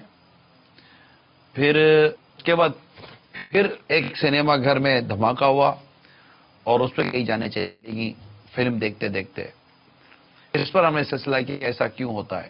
ہم چونکہ گزرے ہوئے واقعہ سے عبرت حاصل نہیں کرتے، جس کی وجہ سے ہمیں عموماً اس طرح کے حالات و معاملات کا سامنا کرنا پڑا ہے. اگر ہم گزرے ہوئے واقعے سے عبرت حاصل کریں، جیسے عبرتناک خبریں مدنی چینل پہ دکھائی جاتی ہیں، اسی طرح ایسا کیوں ہوتا ہے یہ سلسلہ دکھایا جاتا ہے. تو اس طرح کے کچھ اخبار کی خبریں آتی ہیں، کچھ اس طرح کے لوگوں سے مل جل کر پتہ چلتا ہے یار ایسا ہو رہا ہے، ایسا ہو رہا ہے، ایسا ہو رہا ہے، ایسا بھی ہو گیا، ایسا بھی ہو گیا، ایسا بھی ہو گیا. تو ہم سلسلہ لے کر آئے تھے کہ آخر ایسا کیوں ہوتا ہے، اس کے ہونے کے اسباب کیا ہیں. آخر آپ کو نزلہ ہوا تو کیوں ہوا، آپ کے گلے میں درد ہوا تو کیوں ہوا، آپ کے بدن میں درد ہے تو کیوں ہے، آپ کے سر میں درد ہے تو کیوں ہے، آپ کو فلاں بیماری لگ گئی تو کیوں لگی ہے. جب تک کہ اسباب اور ریزن کو ڈھونڈا نہیں جائے گا اور دور نہیں کیا جائے گا بیماری دور کیسے ہو سکتی ہے؟ تو ہم اس سلسلے کے ذریعے آپ تک گویا کہ ایک طرح سے اسباب لے کر آتے ہیں کہ یہ ریزن ہے، یہ سب ہے، اس وجہ سے پورا ہوتا ہے، اور کوشش یہ کی جاتی ہے، آپ کو نیکی کی دعوت دی جاتی ہے کہ آپ ان چیزوں کو لے کر اپنے آپ کو درست کریں، میں بھی درست کروں، آپ بھی درست کریں۔ اب دھوکے کا سلسلہ ہوا تو ظاہر ہے کہ اس طرح کی چیزیں مارکیٹ میں عام ہیں۔ اب یار فلاں چونا لگا گیا، فلاں دھوکہ دے گیا، فلاں چکما دے گیا، فلاں یہ کر گیا، فلاں وہ کر گیا، آخر اس کے اسباب کیا ہیں؟ اس روز کچھ نہ کچھ عرض کیا گیا، پھر اس کے دنیاوی نقصانات بھی ہم اپنے سلسلے میں بتاتے ہیں، اور کہ یہ دعوت اسلامی کا اپنا چینل ہے، مدنی چینل، اور ظاہر ہے کہ اس میں ایک آخرت کی حوالے سے ایک سوچ دی ہے، تو اخروی نقصان ہے، کیا ہوگا، حشر کیا ہوگا۔ جس طرح اب سن رہے تھے مسجد کے حوالے سے، جو آپ نے بتایا کہ مسجد کے حوالے سے ایک شخص دھوکہ دے گیا، حقوق العباد کی اہمیت وغیرہ وغیرہ یہاں بیان کیا تھا۔ تو عرض کرنے کا مقصد یہ ہے کہ جو پائپ، اب آپ نے کہ یہ پائپ یوں ہوتا ہے تو یہ ہو جاتا ہے، ایسا ہو جاتا ہے، وہ جاتا ہے۔ اب یہ سوال مدنی کی ناظر ہے، آیا آپ نے یہ سلسلہ دیکھنے کے بعد اپنے بچی کھانے میں گیس کے پوائنٹ آف ویو پر، گیزر کے حوالے سے، گیس کے حوالے سے، چولہے کے حوالے سے، اس کے استعمال کے حوالے سے، اور اس کی پائپ لائن کے حوالے سے، اس کے نوزلز کے حوالے سے جو کچھ کہا گیا تھا کہ جناب یوں آگ لگ جائے گی، یوں آگ لگ جائے گی، ایسا ہو جائے گا، ویسا ہو جائے گا، کیا نتیجہ نکلا؟ کس نے کیا تبدیلی کی؟ کون جا کر مطلب کہ درست کرنے کی کوشش کرتا ہے؟ تو عموماً ہمارے یہاں دیکھتے ہیں، دیکھنے کا اور سننے کا چلو مل جاتا، چلو کوئی جذبہ یا کوئی وقت مل جاتا ہے، لیکن اس کو درست کرنے کے لیے نہ جانے کیوں ہماری سوچ بنتی نہیں، اور ہم جیسے تھے عموماً ویسے ہی رہتے ہیں۔ اگر ہمارا جنریٹر، ہمارا پیٹرول کا جنریٹر، ہمارا ڈیزل کا جنریٹر، ہمارا گیس کا جنریٹر، اگر ہمارے اوپر کسی گیزر کے پاس، حالانکہ گیزر پتہ ہے گیزر میں چولہا جل رہا ہے، گیزر میں آگ ہوتی ہے، وہ چولہا جلا کر گیزر پانی گرم کا ہوتا ہے، اور اس کے بالکل ساتھ اٹیچ ہی آپ نے مطلب کہ اپنا جنریٹر رکھا ہوا جو کہ پیٹرول والا ہے، اس کے ساتھ ہی آپ نے پیٹرول کی بڑی بوتل بھر کے رکھی۔ اب آپ بتائیے کہ اب یہی جو آپ نے کہا نا کہ دیوار میں سر مارو تو اپنا ہی سر پھٹے گا، اور پھر اس پر یہ تمنا کرنا کہ یہ بھی ہو جائے، یہ بھی ہو جائے، یہ نہیں ہو سکتا۔ آپ پانی میں غوطہ لگائیں گے تو آپ کے بال تو گیلے ہوں گے۔ تو جو چیز درست کرنے کی ہم یہاں بیان کرتے گئے، بچنے کے حوالے سے بیان کرتے گئے کہ مطلب کہ آپ ٹھوک بجا کر کام کریں، پیسے کی لالچ میں جا کر آپ کسی کو کام کرنے کے لیے دیتے ہیں، وہ آپ کو چونا لگا دیتا ہے۔ ٹھیک ہے، میں مانتا ہوں کہ اعتماد کرنے کے سوا ہمارا یہ چارہ عموماً نہیں ہوتا، اعتماد اپنی جگہ پر ہے، لیکن کوئی ٹھوک بجا کر دیکھنا تو ہے نا۔ تو دیانت داری دیکھیں گے، ایک شخص نمازیں نہیں پڑھتا، ایک شخص عبادت نہیں کرتا، ایک شخص کے حال احوال بتا دیتا ہے کہ یہ کتنا مطلب کہ نیک اور سچا آدمی ہوگا۔ تو اس انداز پر اگر ہم غور کریں تو امید کرتے ہیں کہ آپ کو مدنی چینل کے سلسلے، مدنی مذاکروں میں جو مدنی پھول دیے جاتے ہیں، دیگر سلسلوں میں جو مدنی پھول دیے جاتے ہیں، الحمدللہ ہمارا ایک اتوار کو سلسلہ ہوتا ہے Faizan Islam, no doubt is one of the excellent سلسلہ in Madani channel, Faizan Islam, perform by Mufti Muhammad Qasim صاحب، الحمدللہ عز و جل۔ اسی طرح اور بھی بہت سارے سلسلے ہوتے ہیں، الحمدللہ احکام تجارت ہمارے ہوتا رہا، اس کے علاوہ اور بھی بہت سے بیانات مبلغین کے ہوتے ہیں۔ تو مدنی مذاکرے سب کو دیکھتے رہیں، اور ایک مدنی پھول کو اگر ہمارے مدنی چینل کے ناظرین امپلیمنٹ کرتے رہیں، اس کو عملی جامہ پہناتے رہیں، خواہ ہم اس بات کا تعلق آپ کی عبادات سے ہو، آپ کے عقائد سے ہو، آپ کے اعمال سے ہو، آپ کی احتیاط سے ہے، آپ کے کاروبار سے ہے، آپ کے گھر بار سے ہے، خواہ وہ قفل مدینہ کے نام پر ہے، خواہ وہ زبان کی احتیاط کے نام پر ہے، آنکھ کی احتیاط کے نام پر ہے، کھانے پینے کی احتیاط کے نام پر ہے، جو کچھ آپ کو بتایا جا رہا ہے۔ یعنی مجھے اگر یہ موقع ملے کہ جنہوں نے مدنی چینل پر بیان کیے گئے مدنی پھولوں پر عمل کیا، اگر وہ اسلامی بھائی ہمیں ملیں اور اسلامی بھائی ہمیں میل کریں، اسلامی بھائی ہمیں کال کریں، اور وہ پورا سلسلہ شروع کریں نا کہ مدنی چینل سے بینیفٹس حاصل کرنے والے، مدنی چینل فوائد حاصل کرنے والوں کے لیے ایک سلسلہ ہو جائے۔ فور ایگزامپل میں ایک مثال دے رہا ہوں، اب آپ ان سے پوچھیے گا آپ کو یہ فائدہ کیسے ہوا، آپ کو کاروبار میں فائدہ کیسے ہوا، آپ کے گھر میں محبت کیسے پیدا ہو گئی، آپ کس طرح مطلب کہ عبادت میں آپ کا اضافہ ہوا، کس طرح مطلب آپ کے عقائد درست ہوئے، کس طرح آپ کے اعمال درست ہوئے، وہ بتائیں گے کہ ہم نے یہ سنا عمل کیا، ہم نے سنا عمل کیا، ہم نے سنا عمل کیا.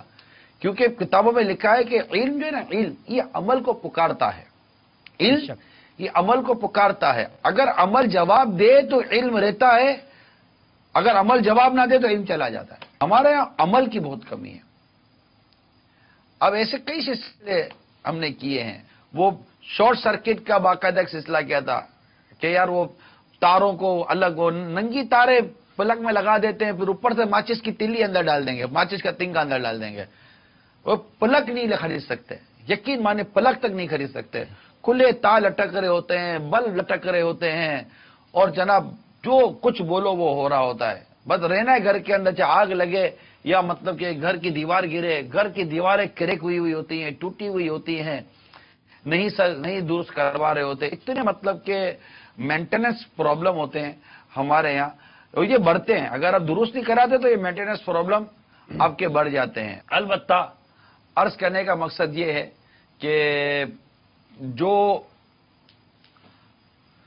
بیان کیا جا رہا ہے اس کو عمل کرنے کی کوشش کی. اللہ تعالیٰ نے چاہا تو مدینہ مدینہ مدینہ مدینہ ہو جائے گا. تو یہ شروع کے اسباب تھے اور یہ چلتا رہے گا. یہ ایشوز کم نہیں ہیں، اور بہت سارے موضوعات ہیں. اچھا حاجی صاحب، میں یہاں عرض یہ کر رہا تھا کہ ابھی جیسے آپ نے ماشاءاللہ اس حوالے سے تو مدنی پھول ارشاد فرمائے ہیں کہ احتیاط کرنی چاہیے، جو بتایا جا رہا ہے اس پر عمل کرنا چاہیے. میرے ذہن میں ایک بات آئی تھی، کئی ہو سکتا ہے ناظرین یہ سوچ رہے ہیں یار دیکھنے میں پیسے تھوڑی لگتے ہیں، سننے میں پیسے تھوڑی لگتے ہیں، کام کروانے میں تو پیسے لگتے ہیں، پلک چینج کروانے میں پیسے لگتے ہیں، دیوار صحیح کروانے میں پیسے لگتے ہیں، اور یہ دیگر آلات صحیح کرانے میں پیسے لگتے ہیں. دیکھنے میں پیسہ نکالتے ہوئے پریشانی ہوتی ہے، اس کا کیا حال ہے؟ یہ ایسا کیوں ہوتا ہے؟ پیسہ کیوں نہیں نکلتا؟ اصل میں واقعی پلک لگائیں گے تو پیسہ لگے گا، آپ یہ نلکا صحیح کرائیں گے تو پیسہ لگے گا، پائپ صحیح کرائیں گے تو پیسہ لگے گا. آپ کا کہنا درست ہے، مگر میں آپ کو ایک عرض کرتا چلوں، علاج کرائیں گے تو پیسہ لگے گا، ٹیوب لگائیں گے تو پیسہ لگے گا، میڈیکل اسٹور پہ جائیں گے تو پیسہ لگے گا، ڈاکٹر کی لائن میں بیٹھیں گے تو پیسہ لگے گا، ہسپتال میں جائیں گے تو بھی پیسہ لگے گا. جب ہسپتال کا اتنا بڑا بل آئے گا تو بھی پیسہ لگے گا، ٹیسٹ کروانے جائیں گے تو بھی پیسہ لگے گا، یہ مطلب کہ وہ ڈریپیں چڑھیں گی نا تب بھی پیسہ لگے گا. اللہ نہ کرے اگر گھر جل گیا نا دوبارہ رنگ چونا کرنا ہے تو تبھی پیسہ لگے گا. اللہ نہ کرے کچن کی لکڑیاں جل گئیں، پائپ جل گیا، چولہا جل گیا، یہ ہو جائے گا نا تو بھی پیسہ لگے گا. تو یہ تو وہ چیزیں جو پیسہ لگے گا تو صحیح ہو جائے گا. اللہ نہ کرے آپ کے بچے کا جل کے انتقال ہو گیا تو کون سا پیسہ اس کو بچا لے گا. اللہ نہ کرے آپ کے جسموں پر جو جلنے کی وجہ سے جو نشان ہو جائیں گے وہ پھر بعدوں کا نیٹ ٹیوبوں سے جاتے ہیں، وہ کسی بھی اسے ٹریٹمنٹ سے نہیں جاتے، اس کے لیے پھر کون سا پیسہ لگے. تو ان جگہوں پر جہاں ہم کہہ رہے وہ جو پیسہ لگے گا نا وہ بڑا دکھ کے ساتھ لگے گا، وہ بڑی تکلیف کے ساتھ لگے گا، اور بہت ستا کر لوگ مطلب یہاں پیسے لیتے ہیں. علاج کتنا مہنگا ہو گیا ہے، ڈاکٹر کی فیس کتنی مہنگی ہو گئی ہے. ڈاکٹر فیس الگ لیتا ہے، اس کی فیس گئی مثال کے طور پر 500 روپے تو ڈاکٹر صاحب نے فیس لے لی، 500 روپے فیس لی. 500 روپے فیس لینے کے بعد ڈاکٹر صاحب نے 500 روپے کی دوائی لکھ دی.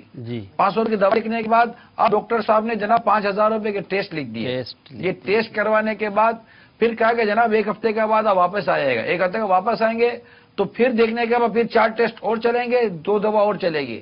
یوں کرتے کرتے پھر آخر میں ہوگا کہ آپ کو ہسپتال میں 4 دن کے لیے ایڈمٹ ہونا پڑے گا. میں سب ڈاکٹروں کا نہیں کہتا، بعض ایسے ڈاکٹر ہوتے ہیں جن کو پاس کوئی مطلب کہ وہ لوگوں کی ہمدردی کا ایسا خاص جذبہ نہیں ہوتا. میں صرف ان کو کہہ رہا ہوں، اس لیے عموماً بعضوں کو ڈاکٹر صاحب بھی کہتے ہیں کہ یار یہ ہم کو کیوں اتنا مطلب بولتے. بات آپ کو بولنے کی نہیں ہے، مجھے بتائیے کہ ایسا کون سا شعبہ جس کے اندر برائی نہیں ہوتی. الحمدللہ مدنی چینل پر جو وہ مطلب جو الٹے سیدھے جو جعلی قسم کے عاملین ہوتے ہیں، جعلی قسم کے جعلی پیر بنے ہوئے ہوتے ہیں، جو مذہب کے نام پر لوگوں کو لوٹ رہے ہوتے ہیں، مدنی چینل پر ان کو بھی بولا جاتا ہے. لیکن ہم آئیڈینٹیفائی نہیں کرتے، ہم پوائنٹ آؤٹ نہیں کرتے کہ یہ کر رہا ہے، یہ کر رہا ہے، یہ کر رہا ہے. ہم تو شعبے پہ بات کر رہے ہوتے ہیں.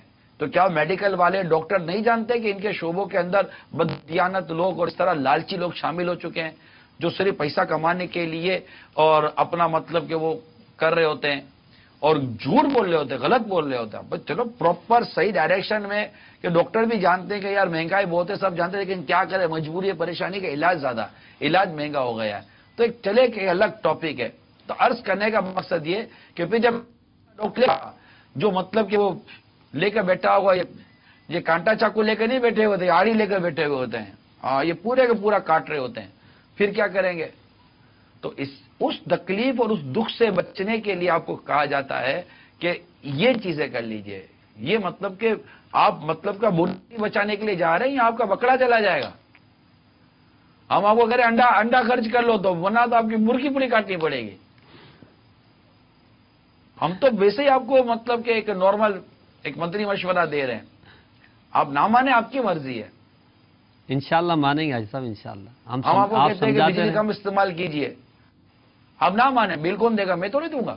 مدنی چینل کے ذریعے تھوڑی کو آپ کا بل پیمنٹ کیا جائے گا. جب بل آئے اتنا بڑا بل ہے، یہ جناب لوٹ رہے ہیں. پر لوٹ نہیں رہے بھائی، آپ نے لائٹیں جلا کر رکھی تھی.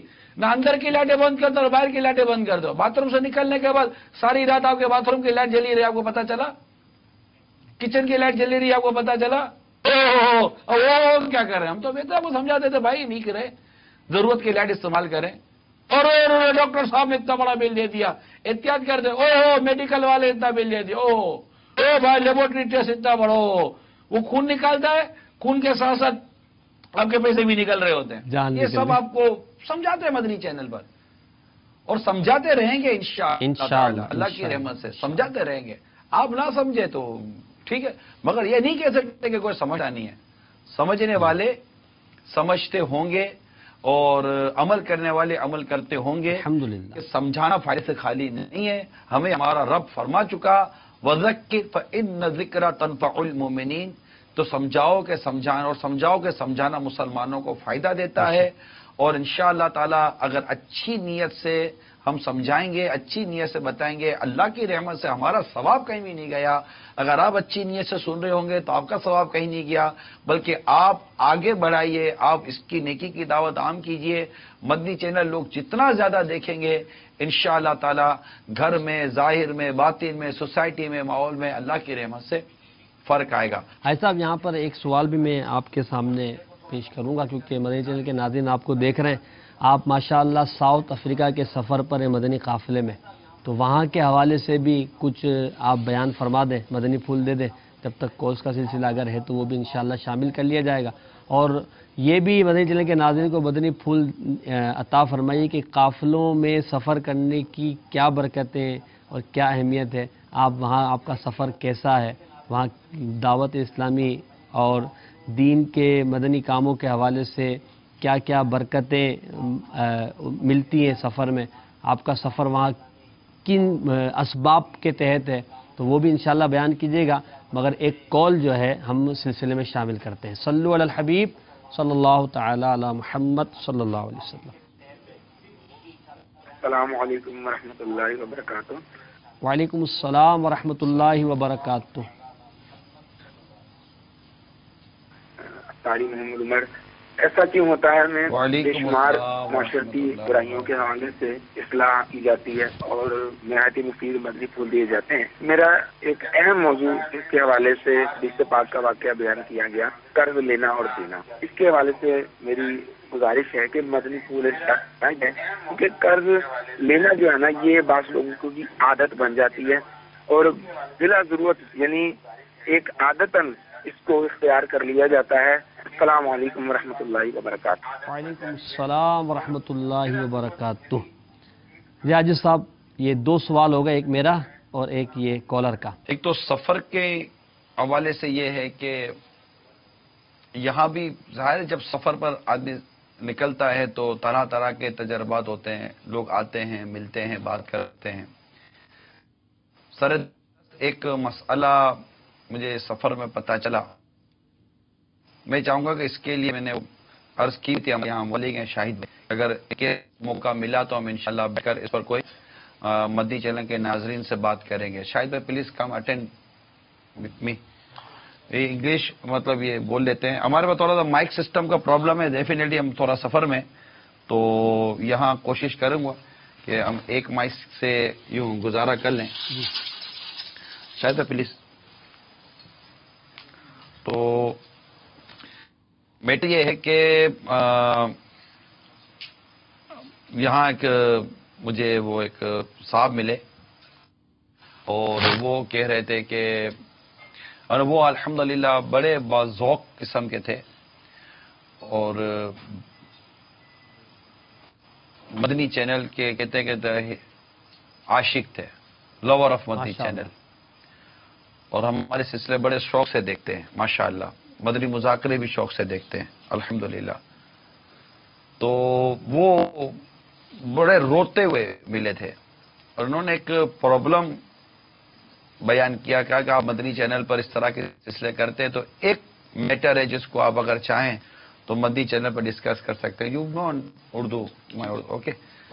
تو یہ بھی چونکہ یہ ساؤتھ افریقہ کے ہیں اور پرابلم بھی یہیں سے مجھے بیان کیا گیا ہے۔ تو پرابلم یہ ہے کہ آخر ہم باہر آتے ہیں، means Pakistani, Indian, Bangla and other countries, اور وہ یہاں آ کر ڈیفینیٹلی روزگار کماتے ہیں، ارننگ کے وہ کمائیں اور خود یہاں بھی خرچ کریں تو گھر میں خرچ کریں۔ یہاں مطلب بعض اوقات اکیلے آتے ہیں، یہاں شادی کرتے ہیں، تو لیکن ہم کو نہیں کر رہے، ٹھیک ہے، لیکن شادی کرتے ہیں۔ فار ایگزامپل لیگل شادی کی ہے اور لیگل اسٹیٹس بھی ہے، اب یہاں پر گھر پھر بچے، تو وہ یہ کہہ رہے تھے کہ اب ہم یہاں پر جو رہتے ہیں تو جو ہمارے ملک کے اندر جو لوگ ہیں تو وہ ان کا ایک ہی بس نعرہ ہے، پیسہ بھیجو، پیسہ بھیجو، پیسہ بھیجو، send me money, send me money, send me money, every time send me money, why you don't send me منی۔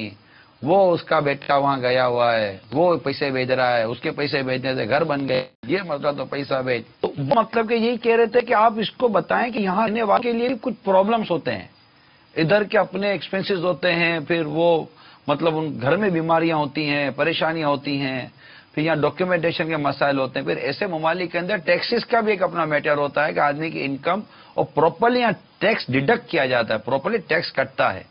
تو ایسے پرابلم جو آ رہے ہیں، تو مدنی التجا یہ ہے کہ نو ڈاؤٹ کہ یہاں والوں کو اپنے گھر والوں کا خیال رکھنا چاہیے، کیونکہ بعض اوقات ایسا ہوتا ہے گھر والے قربانی دے کر پیٹ کاٹ کر آپ کو کسی باہر ملک بھیجتے ہیں، ہند میں ہیں، بنگلہ دیش میں ہیں یا امریکہ، اور کیونکہ عموماً ان ممالک کے لوگ نوکری کے لیے، کاروبار کے لیے دوسرے ملک میں نکلتے ہیں جن کے ملک کی کرنسی ڈاؤن ہوتی ہے، اکنومیکلی وہ ملک اس کے مقابلے میں کمزور ہوتا ہے۔ اب یہاں پر جیسے پاکستان کے مقابلے میں 1 روپے کے تقریباً وہ 12 روپے، 10 روپے، 12 روپے چلتے ہیں۔ عرب شریف میں جائیں، یو اے ای میں تو تقریباً 27-28 روپے کا، 27-28 روپے دیں گے تو وہاں کا 1 درہم ہے عرب شریف میں، عرب میں تو یہ ریال کا اور یہ 1-2 روپے کا فرق ہے۔ آپ مطلب کہ وہ یو کے چلے جائیں گے تو تقریباً 150 پونے 200، تقریباً اتنا ہے کہ بھائی اتنے روپے پاکستان تو 1 پاؤنڈ ملے گا۔ تو یہ یورو کا اور اس طرح کے ممالک کا ہوتا ہے، تو یہ ہوتا ہے۔ تو ایسے ممالک میں جہاں پر کرنسی یہ ہوتی ہے تو لوگ جاتے ہیں، نوکری کرتے ہیں، تو 200-500 ہزار وہاں کی کرنسی اپنے پاس رکھتے ہیں۔ مثال کے طور پر اگر کوئی امریکہ چلا گیا ہے تو امریکہ جا کر وہ اگر $1000 کما لیتا ہے تو $500 وہ اپنے پاس رکھے گا، $700 اپنے پاس رکھے گا خرچے کے لیے، تو $200-300 اپنے گھر بھیج دے گا، تو 30-40-50 ہزار روپے گھر پر ہو جائیں گے، باقی اپنا خرچہ کر لے گا۔ تو یوں وہ وہاں اتنا نہیں کما سکتا اپنے ملک میں، تو اس وجہ سے بھی لوگ جاتے ہیں، تو وہ بھیجنا چاہیے۔ لیکن 2 باتیں عرض کروں گا، اور دونوں باتوں پر آپ اپنے طور پر، چونکہ یہاں انگلش ویورز بھی میں بھی دیکھ اور سن رہے ہوں گے افریقہ کے اندر، ہم اب پرابلم یہ ہے کہ ایک تو پیسے کی ڈیمانڈ، جیسی تیسی ڈیمانڈ نہ یہ، اچھا بعض اوقات تو پوچھتے بھی نہیں ہے کیسے ہو، کیسے گزر رہی ہے، تمہاری بیوی کیسی ہے، تمہارے بچے کیسے ہیں، بیٹا تم کو تکلیف تو نہیں ہے، نہیں، when you send me money, when you send me money, please please please, ارے امی ابھی تو بھیجے تھے، ختم ہو گئے، وہ تمہاری بہن کے گھر چلے گئے، اچھا امی ابھی تو بھیجے تھے، وہ ابو گئے تھے نا کہیں، وہ چیزیں لے کر وہ بھائی کو دے کر آ گئے، اچھا امی وہ ابھی تو بھیجے تھے، بیٹا وہ آج کل وہ نہیں چلاتا نا تو تھوڑے بہت کپڑے لے لیے تھے، اچھا بیٹا اور بھیجو، بیٹا اور بھیجو۔ اب بیٹا یہاں مطلب کہ گھرنے کی مشین بنا ہوا ہے، پیسہ کمانے کی مشین بنا، یا والد صاحب بنے ہوئے ہیں، بیٹے سے مراد والد صاحب ہی ہیں، اور وہاں اولاد پڑی ہوئی ہے، باپ کما کر بھیج رہا ہے اور نوٹیں چھاپ رہا ہے۔ ایک تو آپ کو یہ سوچنا چاہیے کہ وہ کیسے کما رہا ہے، حلال کما رہا ہے کہ حرام کما رہا ہے، جائز کما رہا ہے کہ ناجائز کما رہا ہے، اس کی وہاں پوزیشن کیا ہے، اس کی یہاں مطلب کہ رہتا کیسے، کھاتا کیسے، پیتا کیسے ہے، میڈیکل طور پر وہ فٹ ہے یا نہیں ہے، یہ وہ. پھر دوسرا یہ کہ وہ وہاں کرتا کیا ہے. ایسا تو نہیں کہ پیسہ تو بھیج رہا ہے لیکن الٹے سیدھے کام میں لگا ہوا اور اپنی آخرت کو داؤ پہ لگا رہا ہے. پھر ایسے لوگ بعض اوقات گھر والوں کا منہ بند کرنے کے لیے، گھر والوں کو کفالت کرنے کے لیے حرام ذریعہ استعمال کرتے ہیں. اچھا یہ صرف وہیں سے نہیں ہے، یہاں بھی ادھر والے بھی ڈیمانڈ کرتے ہوں گے، بیوی ڈیمانڈ کرتے ہو کہ بچے ڈیمانڈ کرتے ہوں. تو اس پر آپ کیا، آپ بھی تو اپنا وہ تجربہ بیان کریں. یہ لیے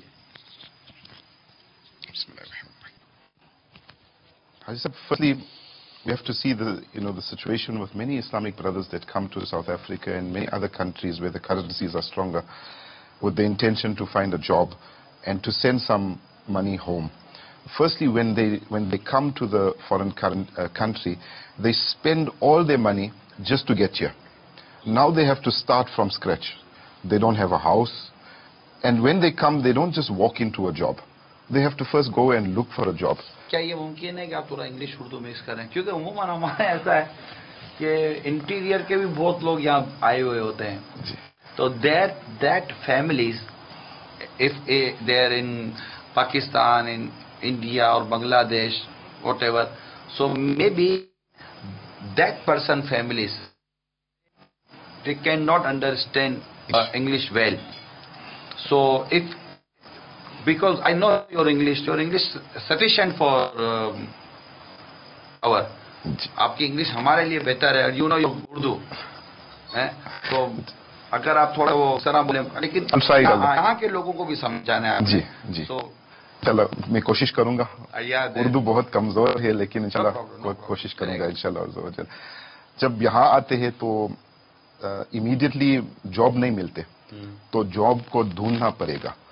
تو اس دوران میں کھانا بھی چاہیے اور گھر بھی.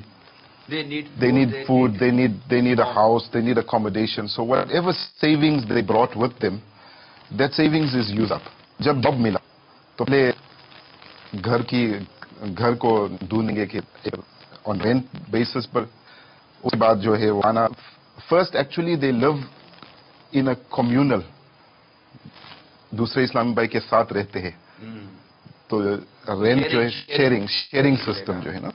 تو اس کے بعد جو ہے جب پیسہ کماتا ہے تو پہلے اس کے ضروریات کو دیکھتے ہیں. تو اس دوران میں اگر وہ پیسے گھر بھیجے نا تو اس کے لیے مشکل ہوگی. کپڑا بھی صحیح نہیں ہے تو جاب کیسے جائیں گے، کنویئنس نہیں ہے یہاں پہ. تو یہاں کی بہت سارے ایسے کام ہیں جو دور ہے، تو کنویئنس کی بھی ضرورت ہے. اگر ڈائریکٹ پیسہ بھیجیں گے تو کام پہ کیسے جائیں گے، یہ بھی ایک چیز کو دیکھنا پڑے گا. جو ریلیٹیوز ہے پاکستان میں یا ہندوستان انڈیا میں ہے یا بنگلہ دیش میں ہے، تو یہ اسلامی بھائی جو ہے جو آتے ہیں، this is not the case with ایوری بڈی. ہر ایک کے ساتھ پرابلم، لیکن اکثریت ایسے ہے، میجورٹی آف پیپل. اچھا میجورٹی ایسا ہے کہ وہ آتے ہیں اور بہت ہارڈ ورکنگ اسلامی بھائی ہے، 12-15 گھنٹے کا جاب کرتے ہیں اور رات دن صرف جاب میں آتے ہیں اور جا کر گھر سوتے ہیں، تھوڑا بہت کھاتے ہیں، اس کے بعد پھر واپس گھر جاب پہ. تو ایکسپیکٹیشن بہت بڑا ہے. بیٹا باہر گیا پیسہ کمانے کے لیے لیکن پیسہ نہیں دیتے ہیں، تو انڈر پریشر وہ اسلامی بھائی رہتے ہیں. تو اسی وجہ سے وہ اسلامی بھائی جب پیسہ آتے ہیں تو اگر گھر بھیجیں گے نا تو this will cause difficulty for progressing in the job. Maybe he comes to work, his clothes are not right, boss will fire him. He comes late to work because he has to take 2-3 buses to get to work, he gets fired. So now even more problems will start coming in.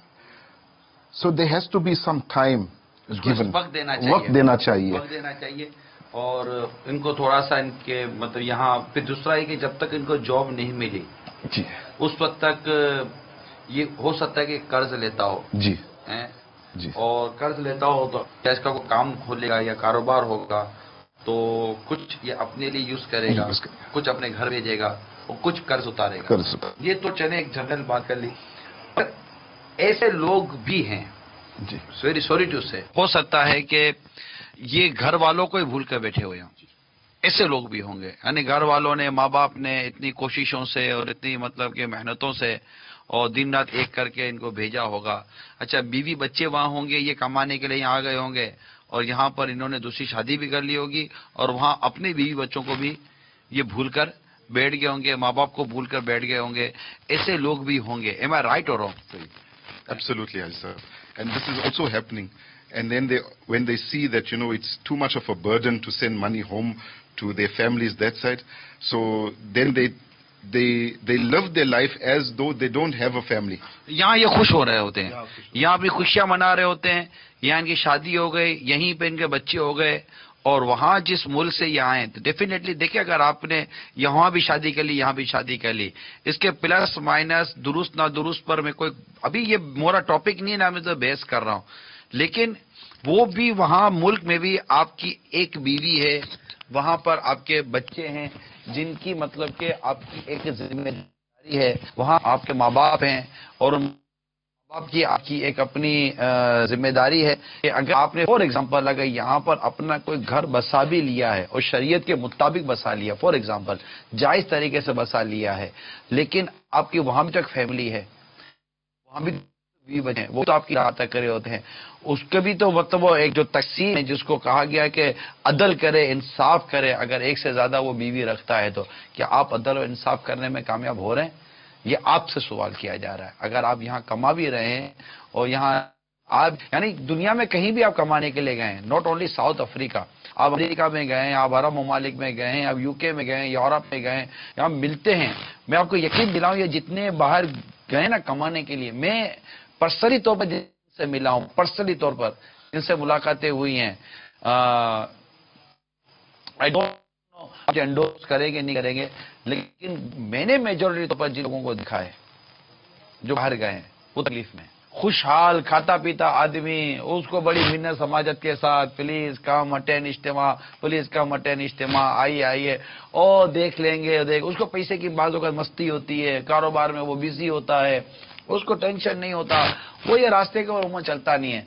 तो आप देखेंगे कि दावत इस्लामी में गरीब लोगों की तादाद ज्यादा है, तो और वैसे भी गरीब लोग दीन का काम अमीर के मुकाबले में ज्यादा करते हैं। वो अपने तो पैसा देके कर लेते हैं कि यार आप पैसा ले जाओ, मस्जिद बनाओ, मदरसा बनाओ। तो अल्लाह करे कि दोनों मिलकर कोई बेहतर तरीके से सुन्नतों की खिदमत अंजाम देने में कामयाब हो जाए। तो ये सारी चीजें प्लीज आप समझने की कोशिश करें। किसी भी मुल्क के अंदर, दुनिया के किसी मुल्क के अंदर भी नोटों का दरख्त नहीं है, ये मैं आपको बता दूं, इतना मैं जानता हूं। नोटों का दरख्त कहीं भी किसी मुल्क के अंदर नहीं है कि वो जाएगा और उस बाग में जाकर वो दरख्त हिलाएगा, उसके ऊपर नोटें गिरेंगी और ये आपको मतलब भेजता चला जाएगा। किसी मुल्क में भी नोटों का दरख्त मैंने नहीं देगा। अगर आपने कहीं नोटों का दरख्त देखा है तो अभी फोन करके भी नहीं बताना, हमारा लग जाएगा। नोटों का दरख्त कहाँ होता है? ख्वाब में। यहाँ लोग नोटें कमाने के लिए भाग रहे। इतने मुल्कों में क्राइसिस है, इतने मुल्कों में क्राइसिस है, इतने मुल्कों में क्राइसिस हैं। अगर मैं कहूं कि इस वक्त world wide financially crisis all over the world, दुनिया भर में माशी बहरान आया हुआ है, तो शायद मैं गलत नहीं हूं। क्योंकि यहाँ जो हमारे यहाँ दुनिया में जो इकोनॉमिकली सिस्टम एक्टिवेट है ना, माशी निजाम जो पाल है, वो जिसको अगर दो लफ्जों में कहूं तो वो निजाम ऐसा है कि अमीर अमीर बनता चला जाएगा, गरीब गरीब बनता चला जाएगा। ये यह सिस्टम बना हुआ है। इस पर दुनिया भर में डिबेट हो रही है, दुनिया भर में लोग इस पर एहतिजाज भी करते हैं, लेकिन बस ये कुछ बड़े बड़े सरमाएदार होते हैं जो दुनिया का ये पूरा मुआशी निजाम चला रहे होते हैं और हम उसकी भेंट चढ़ रहे होते हैं।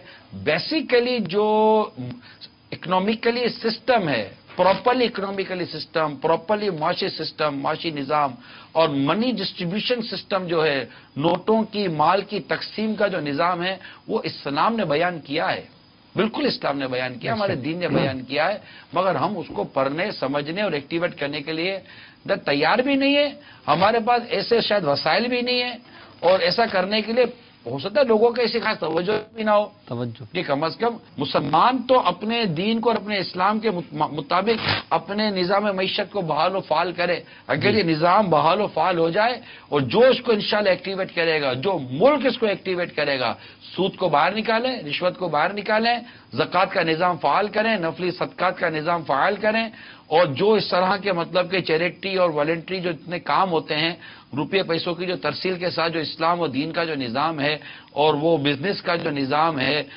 माल लेना बेचना करना वगैरह, जो पूरा एक सिस्टम है कारोबार का, घरबार का, और एक ज़कात का निज़ाम है, चंदे का निज़ाम है, नफली सदकात का निज़ाम है इस्लाम का, अगर वो जिस मुल्क के अंदर भी अल्लाह ने चाहा तो एक्टिवेट हो गया, उस मुल्क की मईशत को दुनिया का कोई मुल्क बीट नहीं कर सकता इंशाअल्लाह, कोई नहीं बीत सकता। अल्हम्दुलिल्लाह इस तरह की चंद चीजें पड़ी हैं, मगर करे कौन?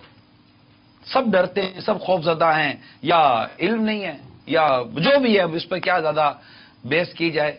अलबत्ता ये कि ये चंद एक मदनी फूल थे कि इस तरह अगर जो बाहर हैं वो भी अपने घर वालों को ख्याल रखें, सुनिए कि घर वाले आपको तंग कर दो, आप भी घर वालों को नहीं भेजते होंगे, वो बेचारा सारा आप पर डिपेंड करके बैठे हुए हैं, या फिर आपस में कोई ऐसा कम्युनिकेशन हो जाए, कोई ऐसा राब्ता हो जाए, आप अपनी पोजीशन बता दीजिए, वो अपनी पोजीशन बता दें और अंडरस्टैंडिंग से काम करें। अब क्या मजीद कहेंगे? जी Haji Sahab, the other thing we need to consider is that yes, the currency may be higher, but the cost of living is also higher in these places.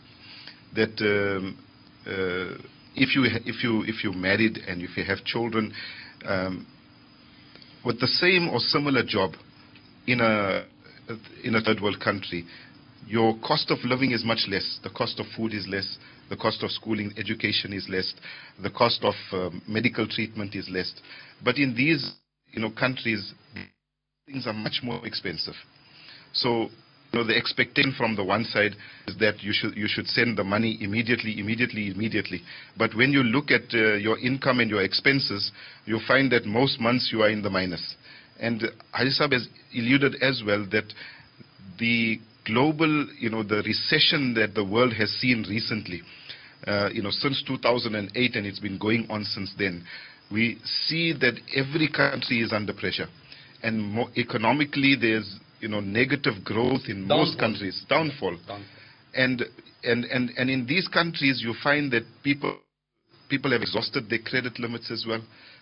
There are no financial institutions that are giving credit anymore for anyone. So you have to live on whatever you have. Now there's no extra to send home. If there's a need and you don't have anything, how are you able to send something back home? बहुत तकलीफ में रहते हैं। मैं आपको बताऊं, मिसाल के तौर पर कोई मुल्क है कि उसके अंदर किसी की सैलरी 10,000 है, वहाँ की करेंसी के हिसाब से अगर देखें तो 10,000 है। तो अरब मुल्क में चले जाएं, मिसाल के तौर पर वहाँ की करेंसी 10,000 दिरहम है। अब 10,000 दिरहम उसकी आमदनी है, तो 10,000 दिरहम से अगर आप कैलकुलेट करें तो ये समझे फॉर एग्जांपल 2,70,000 रुपये, ठीक है, पाकिस्तानी अगर हम हिसाब से लगाएं 2,70,000 रुपये बनेंगे, ऑलमोस्ट तकरीबन इतने बनेंगे शायद। तो वो 2,70,000 रुपये बनेंगे फॉर एग्जांपल। अब 2,70,000, 10,000 रुपये, तो 10,000 रुपये में इसका किराया, इसका खाना, इसका पीना, इसका कन्वेंस, यही मतलब कि इसका बहुत कुछ हो जाता है। और अगर बच्चे हैं वहाँ को इसका तालीमी निज़ाम बनाया हुआ है तो वो नहीं चल सकते। तो 10,000 सैलरी तो बहुत कम लोगों की वहाँ ऐसी होती है। अब 2,500-3,000 दिरहम की अगर मिसाल के तौर पर अगर किसी की सैलरी है, या यहाँ पर अगर आप देखिए तो यहाँ पर अगर कोई 5,000 रेंट कमाता है तो 5,000 रेंट का मतलब वो आपके यहाँ के 50,000 रुपये, 50,000 रुपये होगा पाकिस्तान के। तो अब ये यहाँ अगर ये मतलब 5,000 रेंट कमाए तो यहाँ किराया वगैरह सब मिलाकर, खाना पीना मिलाकर 4,500 रेंट तो उसके यूँ ही निकल जाएंगे। एम आई राइट हो रहा हूँ? 4,500 रेंट तो उसके ही निकल जाएंगे। अब उसके 500 रेंट बचे, 500 रेंट ये आपको भेजेगा, तो क्या हुआ? लेकिन फिर भी ये बाहर का कल्चर मैं आपको बता रहा हूँ, ये जो लोग बाहर ان میں بہت کم پرسنٹیج ہے جو مالی طور پر خوشحال ہو پاتی ہے. دینی نقصان عبادت کے حوالے سے، ریاضت کے حوالے سے، اولاد کی مذہبی تعلیم و تربیت کے حوالے سے، فیملی کی اسلامی تربیت اور اسلامی کلچر کے حوالے سے، خود اپنی عبادت اور ریاضت اور مطلب اپنا جو نیکی کا کام ہوتا ہے اس کے حوالے سے تو جو نقصان ہوتا ہے وہ تو ایک ٹاپک الگ ہے، وہ تو ناقابل تلافی نقصانات ہوتے ہیں. اس سے اللہ بچائے وہی بچ سکتا ہے. تو یہ جو نقصانات ہیں اپنی جگہ، لیکن معاشی طور پر مالی طور پر بھی تو خوشحال نہیں ہو پاتا نا، واپس جا نہیں سکتا کیونکہ وہ لاکھوں روپے کا قرضہ لے کر آیا ہے. اور یہ مجھے ابھی یہ لکھا ہوا بتایا، یہ ابھی اسلامی بھائی جو میں دیکھ رہا تھا اتنے غور سے، وہ یہ بتا رہے تھے جب یہ واپس جاتے ہیں اپنے ملک میں تو دوست اور رشتے دار یہ تحائف کا مطالبہ کرتے ہیں، یار ہمارے لیے کیا لایا، ہمارے لیے کیا لایا. ارے آپ کے لیے کیا لائے گا یہ بیچارہ وہاں کی ہے. ارے یہ تو ساؤتھ افریقہ سے آیا، ساؤتھ افریقہ سے آیا کیا. ان ملکوں کے اندر کوئی، میں صحیح بتا رہا ہوں، بہت لوگ تکلیف میں. آپ اگر اپنے ملک کے اندر ہیں نا، میں مشورہ دے رہا ہوں مدنی چینل کے ذریعے، جو اس وقت اپنے اپنے ملک میں بیٹھے ہوئے ہیں، اسپیشلی پاکستان میں، انڈیا میں، بنگلہ دیش میں، طرح کے ملکوں میں، آپ اپنے ہی ملک کے اندر اپنا ہی کو اچھا روزگار کمانے کی کوشش کریں. باہر کی طرف جھانکنے کی کوشش نہ کریں. مشورہ یہ دوں گا، آپ بولو گے جاب نہیں ہے، میں کہتا ہوں کہ چھوٹا موٹا کاروبار کر کے، چھوٹی موٹی چیز شروع کر کے آپ مطلب کہ شروع کریں. آپ اسٹارٹ لیجئے. آپ پڑے رہیں گے گھر کے اندر، وہ دیر دیر تک صبح کو نکلیں گے اور رات کو گھومتے پھرتے رہیں، کچھ نہیں ہوگا. یہاں آنے کے بعد سب ختم ہو جاتا ہے. نہ رات کو باہر گھومتا ہے، نہ صبح کو دیر تک سو سکتا ہے. اپنے کپڑے خود دھونے ہوتے ہیں، اپنا کام خود کرنا ہوتا ہے، سارے خود ہی کرنا. کوئی کسی کا مطلب وہ نہیں ہوتا. یہ بھی بتا دو کہ ان ملکوں میں جا کر جو لوگ شادیاں کرتے ہیں، ان میں ایک تعداد ہوتی ہے کہ جو خود بھی نوکری کر رہے ہوتے ہیں، ان کے بچوں کی امی بھی جاب کر رہی ہوتی ہے. یہ پھر بچے جب بڑے ہوتے ہیں تو وہ بھی جاب کر رہے ہوتے ہیں. یعنی یوں سمجھیے کہ پوری فیملی جب تک نوکری نہیں کرتی، جاب نہیں کرتی، چھوٹا سا گھر چلتا نہیں ہے. کوئی گھر بھی اتنے زیادہ بڑے نہیں ہوتے، چھوٹا سا گھر بھی نہیں چلتا. آپ کو اس وجہ میں عرض کر رہا ہوں، الحمدللہ میں دعوت اسلامی کے ماحول میں رہتے ہوئے اسلامی بھائیوں کے ساتھ فارسٹ، جس میں آپ کوریا دیکھ لیجئے، ہانگ کانگ دیکھ لیجئے، تھائی لینڈ دیکھ لیجئے، یہ اسی طرح کولمبو، ہند، بنگلہ دیش، عرب ممالک کے اندر، افریقی ممالک کے اندر، ایسٹ افریقہ، ساؤتھ افریقہ، اس طرح کے کئی ملکوں میں حاضریاں ہوئی ہیں. UK میں، یورپ میں حاضریاں ہوئی ہیں، اور اجتماع وغیرہ، مدنی مشورے. جو وہاں کی جو معاشی صورتحال ہے نا، وہ اچھی نہیں ہے اسلامی بھائیوں کی. جو ملنے جلنے والے اتنے زیادہ وہ نہیں ہے. جن پیسے والوں سے ملاقاتیں ہوئی ہیں نا، میں آپ کو بیان کروں، جن پیسے والوں سے ملاقاتیں ہوئی، یعنی یہ ہمارے اسلامی بھائی ہیں، یہ کسی کو لے کر آئے، Imran please meat with him, مطلب کہ کوئی بھی مطلب ہوتا ہے جناب اس کا اتنا بزنس، اتنا بزنس، ملاقات کی. ہم نے بھی ملاقات کی، کیا حال ہے، ٹھیک ہے. تھوڑی دیر کے وہ کان میں بولے گا دعا کرو قرضہ بہت چڑھا ہوا ہے، دعا کیجئے یوں ہو رہا ہے، دعا کیجئے یوں ہو رہا ہے. اتنا اندر سے دکھی ہوتا ہے، یقیناً ہمدردی ہوتی ہے، اس سے ہمدردی ہوتی ہے، پریشان ہوتے ہیں. تو یہ مطلب کہ عموماً تجربہ بھی ہو گیا ہے بعض اوقات کہ بھلے پیسے والا لیکن کچھ نہ کچھ گھر میں بیماریاں ہوں گی، پریشانیاں ہوں گی. عموماً اس طرح کے لوگ ہی آتے ہیں. تو یہ باہر کا جو ماحول ہے، تو میں نے عرض کر دی کہ دونوں طرف جو کمانے کے لیے نکلے ہیں ان کو بھی چاہیے کہ گھر والوں کا خیال ہیں، اور جو گھر والے ہیں ان کو جو باہر کمانے کے لیے گئے ہیں ان پر ایسا پریشر نہ ڈالیں کہ ان کی یہاں فیملی بھی ڈسٹرب ہو اور وہ خدا نہ خواستہ حلال کو چھوڑ کر حرام کمانے کی طرف چلے جائیں. They say that the grass is not always green on the other side. And a lot of the people, when they come to these type of countries, they think that they are going to get better than they have in their own countries. And when they come here, they see the grass is not as green. And, you know, it is a reality when we see some people, some Islamic brothers that come from you know, Pakistan, or India, or Bangladesh.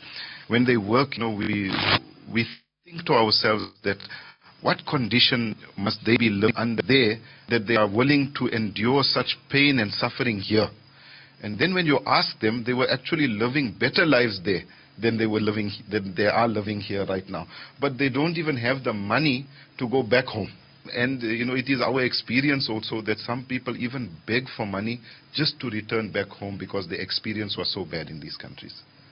ہر ملک تقریباً ممالک کا میں نے یہ عرض کی نا، ہمارے یہاں میں بھی مانتا ہوں کہ نہیں اتنے سارے مواقع، مجبوریاں ہوتی ہیں، پریشانیاں ہوتی ہیں، तकलीफें होती हैं, कर्जे चढ़े हुए होते हैं, मगर बस वो कह सकते हैं कि जो कुछ भी हैं सब अपने ही हाथों के हैं करतूत, शिकवा है ज़माने का ना किस्मत से गिला है, देखे हैं ये दिन अपनी ही गफलत की बदौलत, सच है कि बुरे काम का अंजाम बुरा है। अगर सब्र मिले, कनाअत मिले, थोड़े पर गुजारा करने की अल्लाह हमें सादत नसीब फरमाए, ख्वाहिशात का किसी तौर पर गला घोंटने में हम कामयाब हो जाएं, अपने अखराजात को मिनिमाइज करें और अपने बच्चों की, अपने घर वालों की भी इस मामले में हम तरबियत करने में कामयाब हो जाएं। अल्लाह करे, अल्लाह करे, अल्लाह करे तो हो सकता है कि कोई बेहतर सूरत हमें मिल जाए।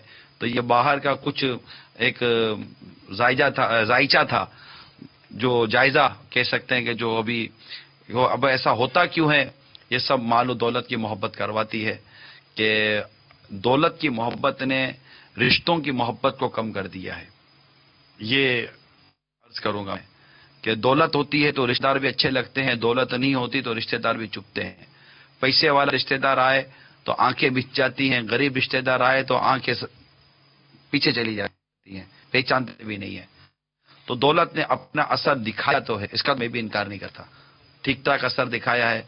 और अल्लाह करे कि हम दौलत के वो असर जिसमें शर है उसे महफूज रहें और अपने यहाँ रहें या दुनिया में कहीं भी रहें, नेकी की दावत आम करें। रही बात मदनी काफिलों में सफ़र करने की और मदनी काफिलों के तजर्बात की, तो क्या अर्ज करूं, दुनिया में चंद चीज़ें बहुत कॉमन हैं।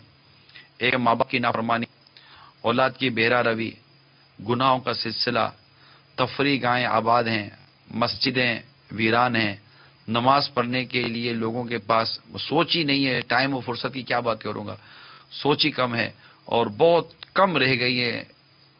मतलब लोगों में नेकी परहेजगारी का जो रुझान और मामलात है, सुनने आते हैं, वाकई हजारों की तादाद में लोग सुनने आते हैं। लेकिन अगर इन सुनने वालों का मैं अर्ज करूं तो ऐसा कह सकते हैं कि सुनने वाले मुझे बेबस नजर आ रहे हैं, हेल्पलेस नजर आ रहे हैं। जैसे ऐसा लगता है कि इनके अंदर ये सुन रहे हैं, ये सोच रहे हैं, ये समझ रहे हैं कि यार बोल सही रहा है, बोल सही रहा है, बात तो सही है, हम कुछ कर नहीं सक रहे, घर में फंसे हुए हैं, मतलब जो फंसे हुए हैं, जो गलत फंसे हुए हैं, मैं उनका कह रहा हूं। ऐसा लगता है कि वो समझ रहे हैं कि ये सही कह रहा है, ये कह रहे हैं कि तुम फंस गए हो, हम हाथ दे रहे हैं, वो हाथ पकड़ने के लिए भी तैयार नहीं है, हम खींच रहे हैं तो वो अपनी ताकत देने के लिए तैयार नहीं है। वो बड़ा मतलब कि ये है बाहर का एक अपना एक निज़ाम कि अजीब व गरीब किस्म की जो है ना वो एक बेबसी और एक लाचारी सी लग रही है लोगों के दरमियान कि बस एजुकेशन के नाम पर मजबूर, तो मीडिया के नाम पर मजबूर, तो फैमिली के कल्चर के नाम पर मजबूर, तो यहाँ की उल्टी सीधी डिमांड के नाम पर मजबूर, परेशान और मजबूर, दुखी परेशान, मजबूर दुखी परेशान, फिर भी मस्जिद का रास्ता नहीं पकड़ते, फिर भी मदनी काफिलों में सफर नहीं करते कि यार दुख कम होते हैं, दर्द कम होते हैं, परेशानियों का हल निकल आता है, कोई मतलब राहत और सुकून नसीब होता है, फिर भी नहीं। बस ये हालत है। Am I right or wrong? They can, when they are so desperate, then they will look for somebody. Inshallah. जब वो फंस जाए ना तो मौलाना के दरवाजे पे दस्तक देते हैं, मौलाना दुआ करे। लेकिन मस्जिद एक 100 फीट है, मौलाना के घर 100 फीट करीब है ना, लेकिन मस्जिद के रास्ते नहीं, मस्जिद की तरफ नहीं जाते, मौलाना के दरवाजे पे दस्तक देते हैं। अच्छा, मौलाना मस्जिद का रास्ता दिखाया, मौलाना भी अगर सही मौलाना ना, अगर सही मौलाना है तो उसने दिखाना मस्जिद का रास्ता ही है, मगर फिर भी पता नहीं क्या एक अजीब सी धुन है कि अल्लाह के हुजूर सजदा नहीं करना, अल्लाह के हुजूर सर नहीं झुकाना है और अपने गुनाहों से माफी तलब नहीं करनी है। यानी मैं जैसा हूं ना मैं वैसा ही हूं, मैं चेंज नहीं हो सकता, मौलाना कुछ करो कि मेरा हाल सही हो जाए। ये तो डॉक्टर को बोल, डॉक्टर मैं दवाई नहीं खा सकता, डॉक्टर मैं ये नहीं कर सकता, मतलब जैसे मिसाल के तौर पर गले में दर्द होगा, डॉक्टर साहब देखो मैं दवाई नहीं खाऊंगा, देखो डॉक्टर साहब मैं ठंडा पानी नहीं छोड़ूंगा, देखो डॉक्टर साहब मैं मिर्च मसाला तो छोड़ नहीं सकता, आइसक्रीम के बगैर चलता नहीं है, बोतल के बगैर निवाला उतरता नहीं है, اور یہ کیچپ وغیرہ چیزیں کے بغیر تو مطلب میرا پیٹ بھرتا ہی نہیں ہے، اور چیپس اور یہ تلی ہوئی چیزیں تو دن رات میری غذا بنی ہوئی ہے، میں چھوڑ خود نہیں سکتا ہوں۔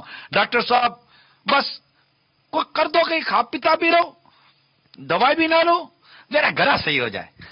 ڈاکٹر بولے گا چل چل چل چل کرا ادھر، چلو کہیں اور جگہ پہ جاؤ۔ ڈاکٹر نے اور کیا کرنا ہے؟ اور ڈاکٹر کیا کرے گا؟ تو اب مطلب کرنا کچھ بھی نہیں ہے۔ اللہ کے قرآن واضح تو فرماتا ہے تمہیں جو مصیبت پہنچ تمہارے ہاتھوں کی کمائی ہے، اور بہت کچھ تو اللہ معاف کر دیتا ہے۔ تو ہمارے ہاتھوں کی کمائی، ایک شخص مجھے اسی سفر میں ملے کہ کیا بات ہے، یوں مصیبت یوں پریشانی، یہ مصیبت یہ پریشانی، ان کو میں نے یہی عرض کی کہ اللہ واضح تو میں فرماتا ہے جو تم کو مصیبت پہنچتی ہے تو تمہارے ہاتھوں کی کمائی ہے، یعنی جو تمہارے کیا وہ تمہارے سامنے آ رہا ہے۔ وہ بہت پیارے مجھے لگے، انہوں نے کہا تھا دیٹ مینس ہمیں غور کرنا چاہیے۔ میں کہ بالکل غور کرنا چاہیے۔ دیر از some thing in the bottom, کچھ تو ہے۔ آپ اندر باہر آگے پیچھے دیکھیں، لوگ کہتے ہیں یار ہم کو غلط کام تو نہیں کرتے، حالانکہ وہ سراپا لگ رہا ہوتا ہے کہ خود غلطی پر ہے۔ اللہ تعالیٰ عمل کرنے کی توفیق عطا فرمائے، اور مال و دولت کی محبت سے ہمیں نصیب فرمائے، قناعت دے، صبر دے، شکر دے۔ تو اب کافی ٹائم لے آپ کا۔ جی، وہ کالر نے جو ہے یہ پوچھا تھا کہ قرض لینے کا رجحان جو ہے بڑھتا جا رہا ہے، لوگ قرض لیتے ہیں اور قرض دینے کے حوالے سے ذہن نہیں ہوتا، قرض لینے کا ذہن زیادہ ہے، دینے کا نہیں ہے، تو اس کی کا سبب کیا ہے؟ اس پر وہ کچھ پوچھنا چاہ رہے تھے، مدنی پھول لینا چاہ رہے تھے، تو آپ ارشاد فرمائیے۔ عموماً تو ضرورت پڑتی ہے، لیکن زیادہ تر ہمیں اگر ضرورت پڑتی ہے تو ہماری ہی چادر سے باہر پاؤں نکالنے کی عادت کی وجہ سے، یعنی ہم اخراجات کے مقابلے میں اپنی آمدنی کو فالو کر رہے ہوتے ہیں، جبکہ آمدنی کے مقابلے میں اخراجات کو مینٹین کیا جاتا ہے، اور اس میں بھی اعتدال رکھا جاتا ہے۔ یعنی حدیث پاک میں ہے کہ غریبی میں بھی اعتدال ہے، امیری میں بھی اعتدال ہے، اور عبادت میں بھی اعتدال ہے، بیلنس، افراط و تفریح سے بچا جائے۔ تو اگر ہم اعتدال کے ساتھ چلیں گے تو انشاءاللہ امید ہے کہ ہمیں عموماً قرضہ لینے کی نوبت نہیں آئے گی، اور اللہ نہ کرے کہ نوبت آئی تو وہ بہت کم، ہم جیسے مثال کے طور پر ایک شخص اس کی سیلری واقعی کم ہے، ہم سیلری سکلز کم ہوتے ہیں، سیلری کا اماؤنٹ کم ہوتا ہے، اور ایک موٹی موٹی چیزیں بھی گھر میں بچوں کا دودھ، دوائی، اناج وغیرہ، یوٹیلیٹیز بل وغیرہ وغیرہ پیمنٹ کرے نا، تب بھی مطلب کہ عموماً 15-20 ہزار روپے کمانے والا مہینے کے آخر میں بعض اوقات مقروض ہو جاتا ہے، تو وہ پھر وہ 200-500 ہزار 2000 روپے کر کے تھوڑا سا قرضہ لے لیتا ہے، لیکن وہ اگلی ماہ تنخواہ ملتے ہی پورا کر دیتا ہے، پھر کوشش کرتا ہے کہ کچھ اس کی سیلری بڑھ جائے یا ایکسپنس کم ہو جائیں۔ البتہ ہمارے یہاں اللہ کرے کہ ایسا ہو جائے کہ کم از کم جو ایک عام آدمی کو گھر چلانے کے لیے جتنی رقم کی ضرورت ہے، نارمل آدمی، میں نہیں کہتا پرتعیش یا لگژری والی زندگی، ایک نارمل زندگی گزارنے کے لیے بھی جتنے آدمی کو ضرورت ہے، اللہ کرے کہ اتنی ضرورتیں ہمیں مل جائیں، حلال و طیب ذریعے سے ملیں، اتنی آمدنی ہو جائے، اور ہم اللہ کی ذات کے سوا کسی کے محتاج نہ بنے، اور وہ مال سے اللہ ہمیں بچائے جو مال ہمیں شر میں ڈال دے، ہمیں فطروں میں ڈال دے، ہمیں گناہوں میں ڈال دے۔ بس وہ حدیث پاک مجھے یاد آ رہی ہے مشکات شریف کی، کہ اس طرح کا مجھے خلاصہ یاد آ رہا ہے کہ یا اللہ محمد اور آل محمد کا رزق با کفایت عطا فرما صلی اللہ تعالی علیہ وآلہ وسلم۔ اور اس کی شرح میں جو ایک خاص بات لکھی مفتی صاحب نے، مفتی احمد آقا نعیمی نے رحمت اللہ تعالی علیہ نے، وہ یہ بھی لکھا ہے کہ با کفایت کا جو لفظ ہے نا، یہ بڑا جامع لفظ ہے، ہر ایک کی کفایت جدا ہے، یعنی ایک شخص بیچلر ہے، کما رہا ہے، اس کی کفایت الگ ہے، اس کی ضرورت الگ ہے، اگر شادی ہو گئی ہے تو الگ ہے، ماں باپ کے ساتھ رہے گا تو اس کی کفایت الگ ہو جائے گی، ضرورت الگ ہو جائے، بچے ہوں گے تو الگ ہو جائے گا، شہر علاقہ تھوڑا سا تبدیل ہوتا ہے تو بھی کچھ نہ کچھ، تو مطلب ایک ضرورت جس کو ہم پوری کرنا کہتے ہیں کہ انسان کے جینے کی جو ضرورت ہے، ایک ضرورت کے سے جینے کے لیے بھی جتنی مطلب ہے کہ اللہ ہمیں اتنا باکفایت رزق دے کہ جو ہماری ضرورتوں کو پورا کرے اور ہمیں کسی شر میں مبتلا نہ کرے۔ ہم اللہ سے اس زائد مال سے پناہ مانگتے ہیں کہ جس زائد مال کے ذریعے ہم شر میں، فتنے میں، غفلت میں مبتلا, ہماری دنیا اور آخرت دونوں برباد ہو. اللہ ہمیں بس اپنی ذات کے سوا کسی کا محتاج نہ کرے. تو اس طرح ہو تو قرض لینے کی عموماً نوبت نہیں آئے گی, لیکن پھر بھی ضرورت پڑ سکتی ہے.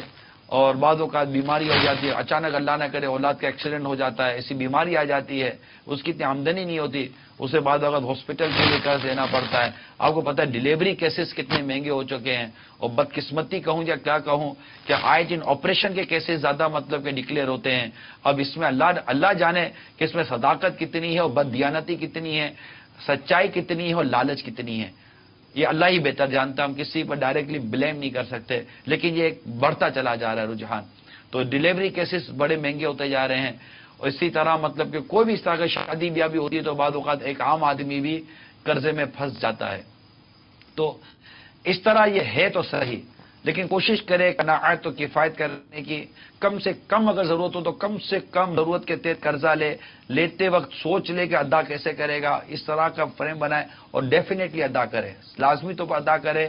اور اللہ کرے کہ قرض بغیر سود کے ملے, سود جیسی لعنت سے ہماری نجات ہو جائے. آمین. اور جو قرض لے وہ دینے کی نیت کرے, اور اگر جس نے قرض لیا وہ اگر تنگ دست ہے اور آپ جانتے ہیں تنگ دست ہیں تو اس کو مہلت دیجئے کہ آپ کو حدیث پاک میں انشاءاللہ تعالی جو حدیث پاک میں اس کے فضائل آئیں, جو تنگ دست کو مہلت دے گا انشاءاللہ اس کے فضائل ہیں, اس کو ثواب ملے گا انشاءاللہ. بلکہ اللہ نے چاہ تو اللہ اس سے اپنے کرم سے جنت میں داخلہ عطا فرما دے گا. دعا فرمائے گا ہمارے لیے. مدنی چینل کے ناظرین, الحمدللہ عز و جل آج کا سلسلہ آپ نے ملاحظہ فرمایا, اور دعوت اسلامی کی مرکزی مجلس شورا کے نگران ہمارے ساتھ سلسلے میں شامل رہے. آپ نے سلسلہ دیکھا, اس میں جو مدنی پھول آپ کو ملے ان کو اپنی زندگی میں نافذ کرنے کا ذہن بنائیے, اور آگے اس کی دعوت کو عام کرنے کا ذہن بنائیے. اللہ تعالی ہمارے اس سلسلے کو قبول فرما کر ہمارے لیے مغفرت کا سبب بنائے. مگر آپ یاد رکھیے, دعوت اسلامی کے مدنی ماحول سے وابستہ رہیے. ہر جمعرات فیضان مدینہ میں اپنے قریبی جہاں آپ کا اجتماع ہوتا ہے وہاں اجتماع میں شرکت کیجیے.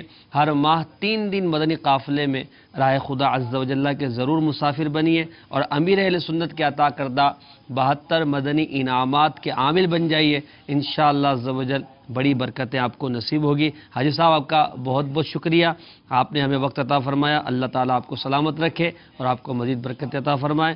صلو علی الحبیب صلی اللہ تعالی علی محمد صلی اللہ علیہ وسلم. جگہ جی لگانے کی دنیا نہیں ہے, یہ عبرت کی جا ہے, تماشا نہیں.